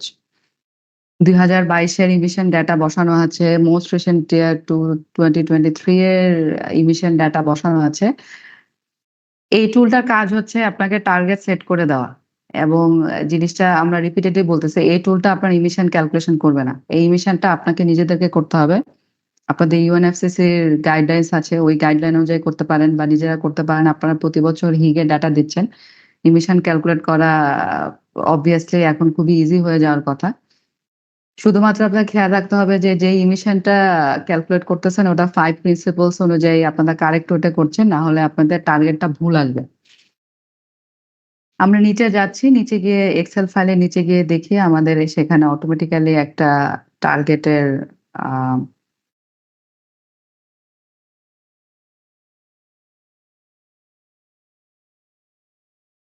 এইখানে এই যে জিনিসটা আছে XYZ textile limited commits to reduce scope 1 emission, এটা আপনাদের অটোমেটিক্যালি ক্যালকুলেট হয়ে গিয়েছে। সো আপনাদের জাস্ট ইমিশন ক্যালকুলেট করে এক্সেল ফাইলে বসাইতে হবে এবং যেভাবে দেখাইছে ওভাবে বসাবেন। আপনাদের অটোমেটিক্যালি টার্গেট ক্যালকুলেট হয়ে যাবে এবং স্কোপ 3 এর জন্য একই জিনিস। আপনাদের company name, target setting method, base year আবার মানে রিপিট করছি যেটা, সেটা হচ্ছে যে স্কোপ 3 এর ক্যালকুলেশন আপনাকে নিজে করতে হবে।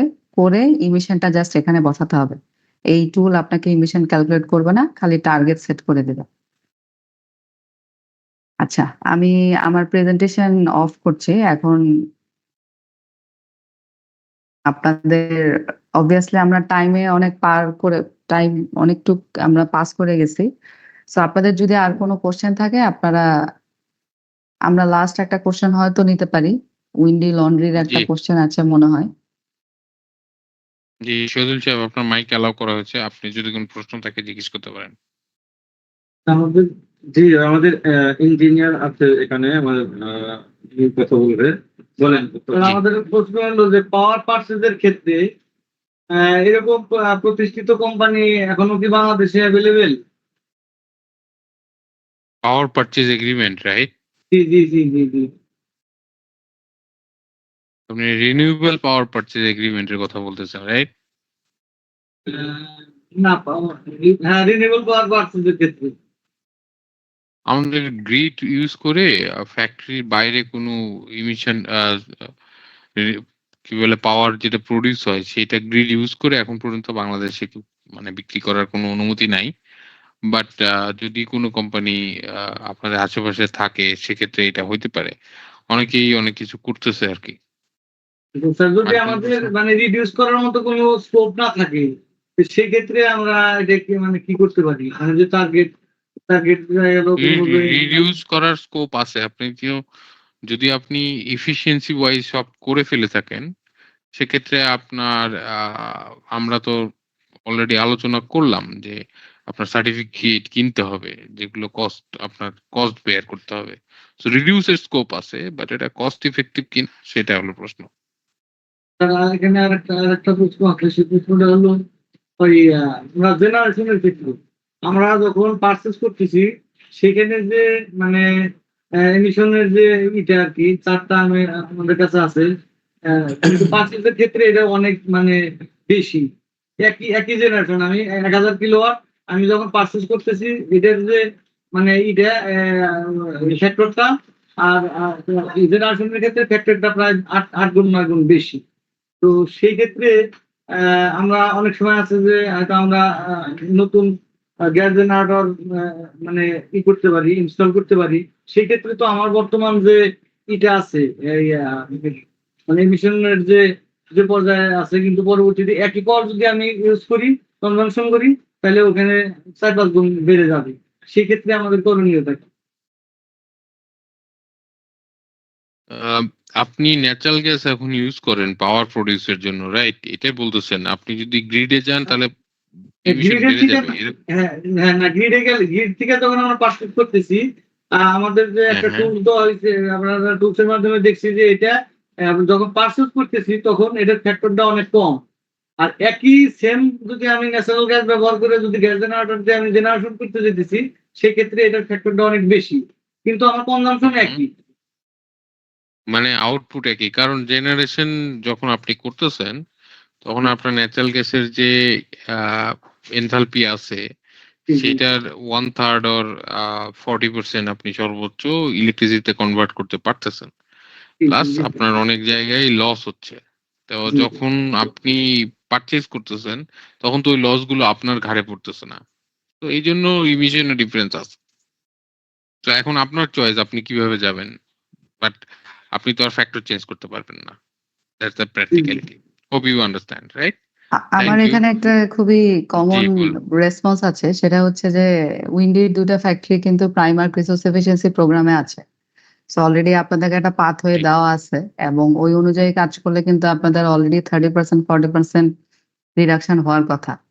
সো ওই রিপোর্ট নিয়ে আপনাদের কাজ স্টার্ট করা উচিত। এটা হচ্ছে ফাইনাল মেসেজ আর কি। অলরেডি আমরা শুরু Thank করে you. দিয়েছি এবং কিছু স্যার আরেকটা ছোট একটা কোশ্চেন আচ্ছা, আছে কয়েকটা বিষয় আমি বলি। আমাদের ডিয়ার পার্টিসিপেন্ট, আপনারা শুনেন দয়া করে। একটু হার্শ শোনালেও আপনারা একটু হজম করেন। দেখেন এই এক্সেল ফাইলটা কিন্তু আমি 4 থেকে 5 বার আপনাদের সাথে শেয়ার করেছি এবং এই প্রেজেন্টেশন ম্যাটেরিয়াল অলরেডি 2 বার আপনাদেরকে শেয়ার করেছি। 2 বার আপনাদের মেইলে পাঠানো হয়েছে, বা আপনি যদি না পেয়ে থাকেন আপনার গ্রুপের কেউ না কেউ পেয়েছে, দ্যাটস ফর শিওর।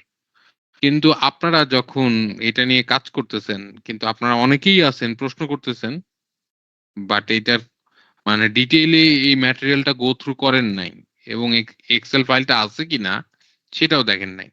ফলে আপনারা কিন্তু আমাদের আজকের যে সেশনটা, এই সেশন আরো অল্প সময়ে হইতে পারত, কিন্তু অনেক প্রশ্ন আসছে যেটা রুডিমেন্টারি লেভেলে সলভ হয়ে যাওয়ার কথা ছিল, কিন্তু সেটা হয় নাই। সো দয়া করে আমরা যখন মেল দেই আপনাদেরকে, আপনারা এই বিষয়গুলো একটু গুরুত্ব সহকারে দেখেন। সবকিছু কিন্তু এই কোশ্চেন অ্যান্ড অ্যান্সার সেশনে রিজলভ হবে না, আপনাকে পড়াশোনা করতে হবে। It's hour job, right? এই কাজটা যদি কন্টিনিউ করতে হয়, আমাদের এটা বুঝতে হবে। বোঝার সবকিছু কিন্তু আমি বা আমাদের যারা কলিগ আছেন সবাই কিন্তু আপনাকে এক্সপ্লেন করতে পারবো না, সব বিষয় সময় হবে না আমার। দয়া করে আমরা যে মেইলগুলো ইতিমধ্যে করেছি সেগুলোর ম্যাটেরিয়াল পড়াশোনা করুন, এক্সেল ফাইলটা নিয়ে কাজ করুন। যদি কোনো স্পেসিফিক কোশ্চেন থাকে আমাকে ফোন করতে পারেন, আমাকে ইমেল করতে পারেন, আমরা অ্যান্সার করব। সব প্রশ্নের উত্তর আমরা দিতে পারি নাই, আমরা ভবিষ্যতে আরো অনেক প্রশ্নের উত্তর দেব। আপনাদেরকে সহযোগিতা করার জন্য আমরা সবসময় আছি, কিন্তু দয়া করে জেনারেল কোনো প্রশ্ন যেগুলো অলরেডি রিজলভ হয়ে গেছে, বহুবার আলোচনা হয়েছে, এগুলো নিয়ে আমাদের কাছে আসবেন না, ঠিক আছে? তা আশা করি আপনারা বুঝতে পারছেন আমরা কি বলতে চাচ্ছি। তো আপনাদেরকে অসংখ্য ধন্যবাদ, এবং আমরা এই ম্যাটেরিয়াল এবং যে টুলস গুলো নিয়ে আলোচনা হয়েছে, ইমিশন ফ্যাক্টর সহ সবকিছু আবার আপনাদের সাথে শেয়ার করব, এবং আপনারা এই পুরো বিষয়টা দেখবেন। যদি কোনো কোয়েরি থাকে আমাদেরকে রিচ করবেন। সো আমার কলিগ সাদিয়া আপু আমার সাথে আছেন। সাদিয়া আপু, আপনার কি কোনো কিছু যোগ করার আছে? আমার নতুন করে কিছু যোগ করা নাই। আমি ওইটাই, আপনি যেটা মাত্র ব্রিফ করলেন, আমি আসলে ওইটাই ভাবছিলাম যে এতবার এতগুলো জিনিস ডিসকাশন করার পরেও যে বেসিক কোয়েশ্চেন গুলো আসছে, এবং সেশনের আগেও বলছিলাম যে Q&A সেশনেও ব্যাপারগুলো এরকমই ছিল। সো আমি জাস্ট খুব শর্টে, নতুন কিছু না, জাস্ট আপনারা গো থ্রু করেন যে জিনিসগুলো আমরা শেয়ার করছি। আর স্টাডির উপরে আসলে কিছু নেই। স্টাডি করা ছাড়া সবকিছু একেবারে ফুল লাইন টু লাইন বুঝিয়ে দেওয়া পসিবল হবে না। নিজেই স্টাডি করতে হবে। So thank you. Thank you Sadia আপু, থ্যাংক ইউ ইয়ারাই টিম। আর আপনাদের যারা পার্টিসিপেন্ট আছেন, আপনাদের উদ্দেশ্যে কথা, আপনারা এখন আমাদের হেডকোয়ার্টার থেকে একটা ইমেল পাবেন। আমরা আপনাদেরকে কোনো ইমেল করছি না, হেডকোয়ার্টার থেকে মেল পাবেন উইথ ক্লিয়ার ইনস্ট্রাকশন আপনার নেক্সট স্টেপস কি। আপনি টার্গেট পাবলিশড আপনার ওয়েবসাইটে অলরেডি করার, মানে এখনই আপনি করতে পারেন, অনেকে হয়তো করেও ফেলছেন। আর যখন হেডকোয়ার্টার থেকে মেলটা আসবে, তার একটা লেটার দিবে, সেই লেটারে এই লিংক এবং আপনার ফ্যাক্টরি নেম এবং সাপ্লায়ার, আর আপনার সাপ্লায়ারের সাথে আপনি কানেক্টেড থাকেন। সাপ্লায়াররা কিন্তু এই জিনিসটা পাবে, সব ফ্যাসিলিটি এটা পাবে না, সাপ্লায়ারের সাথে কানেক্ট করেন।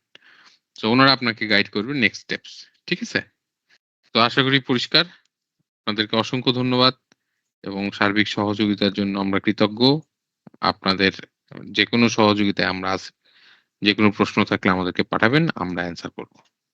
ধন্যবাদ। তাহলে আজকে বিদায় নিই, ভালো থাকবেন। Thank you. Thank you. আল্লাহ হাফিজ। Bye by.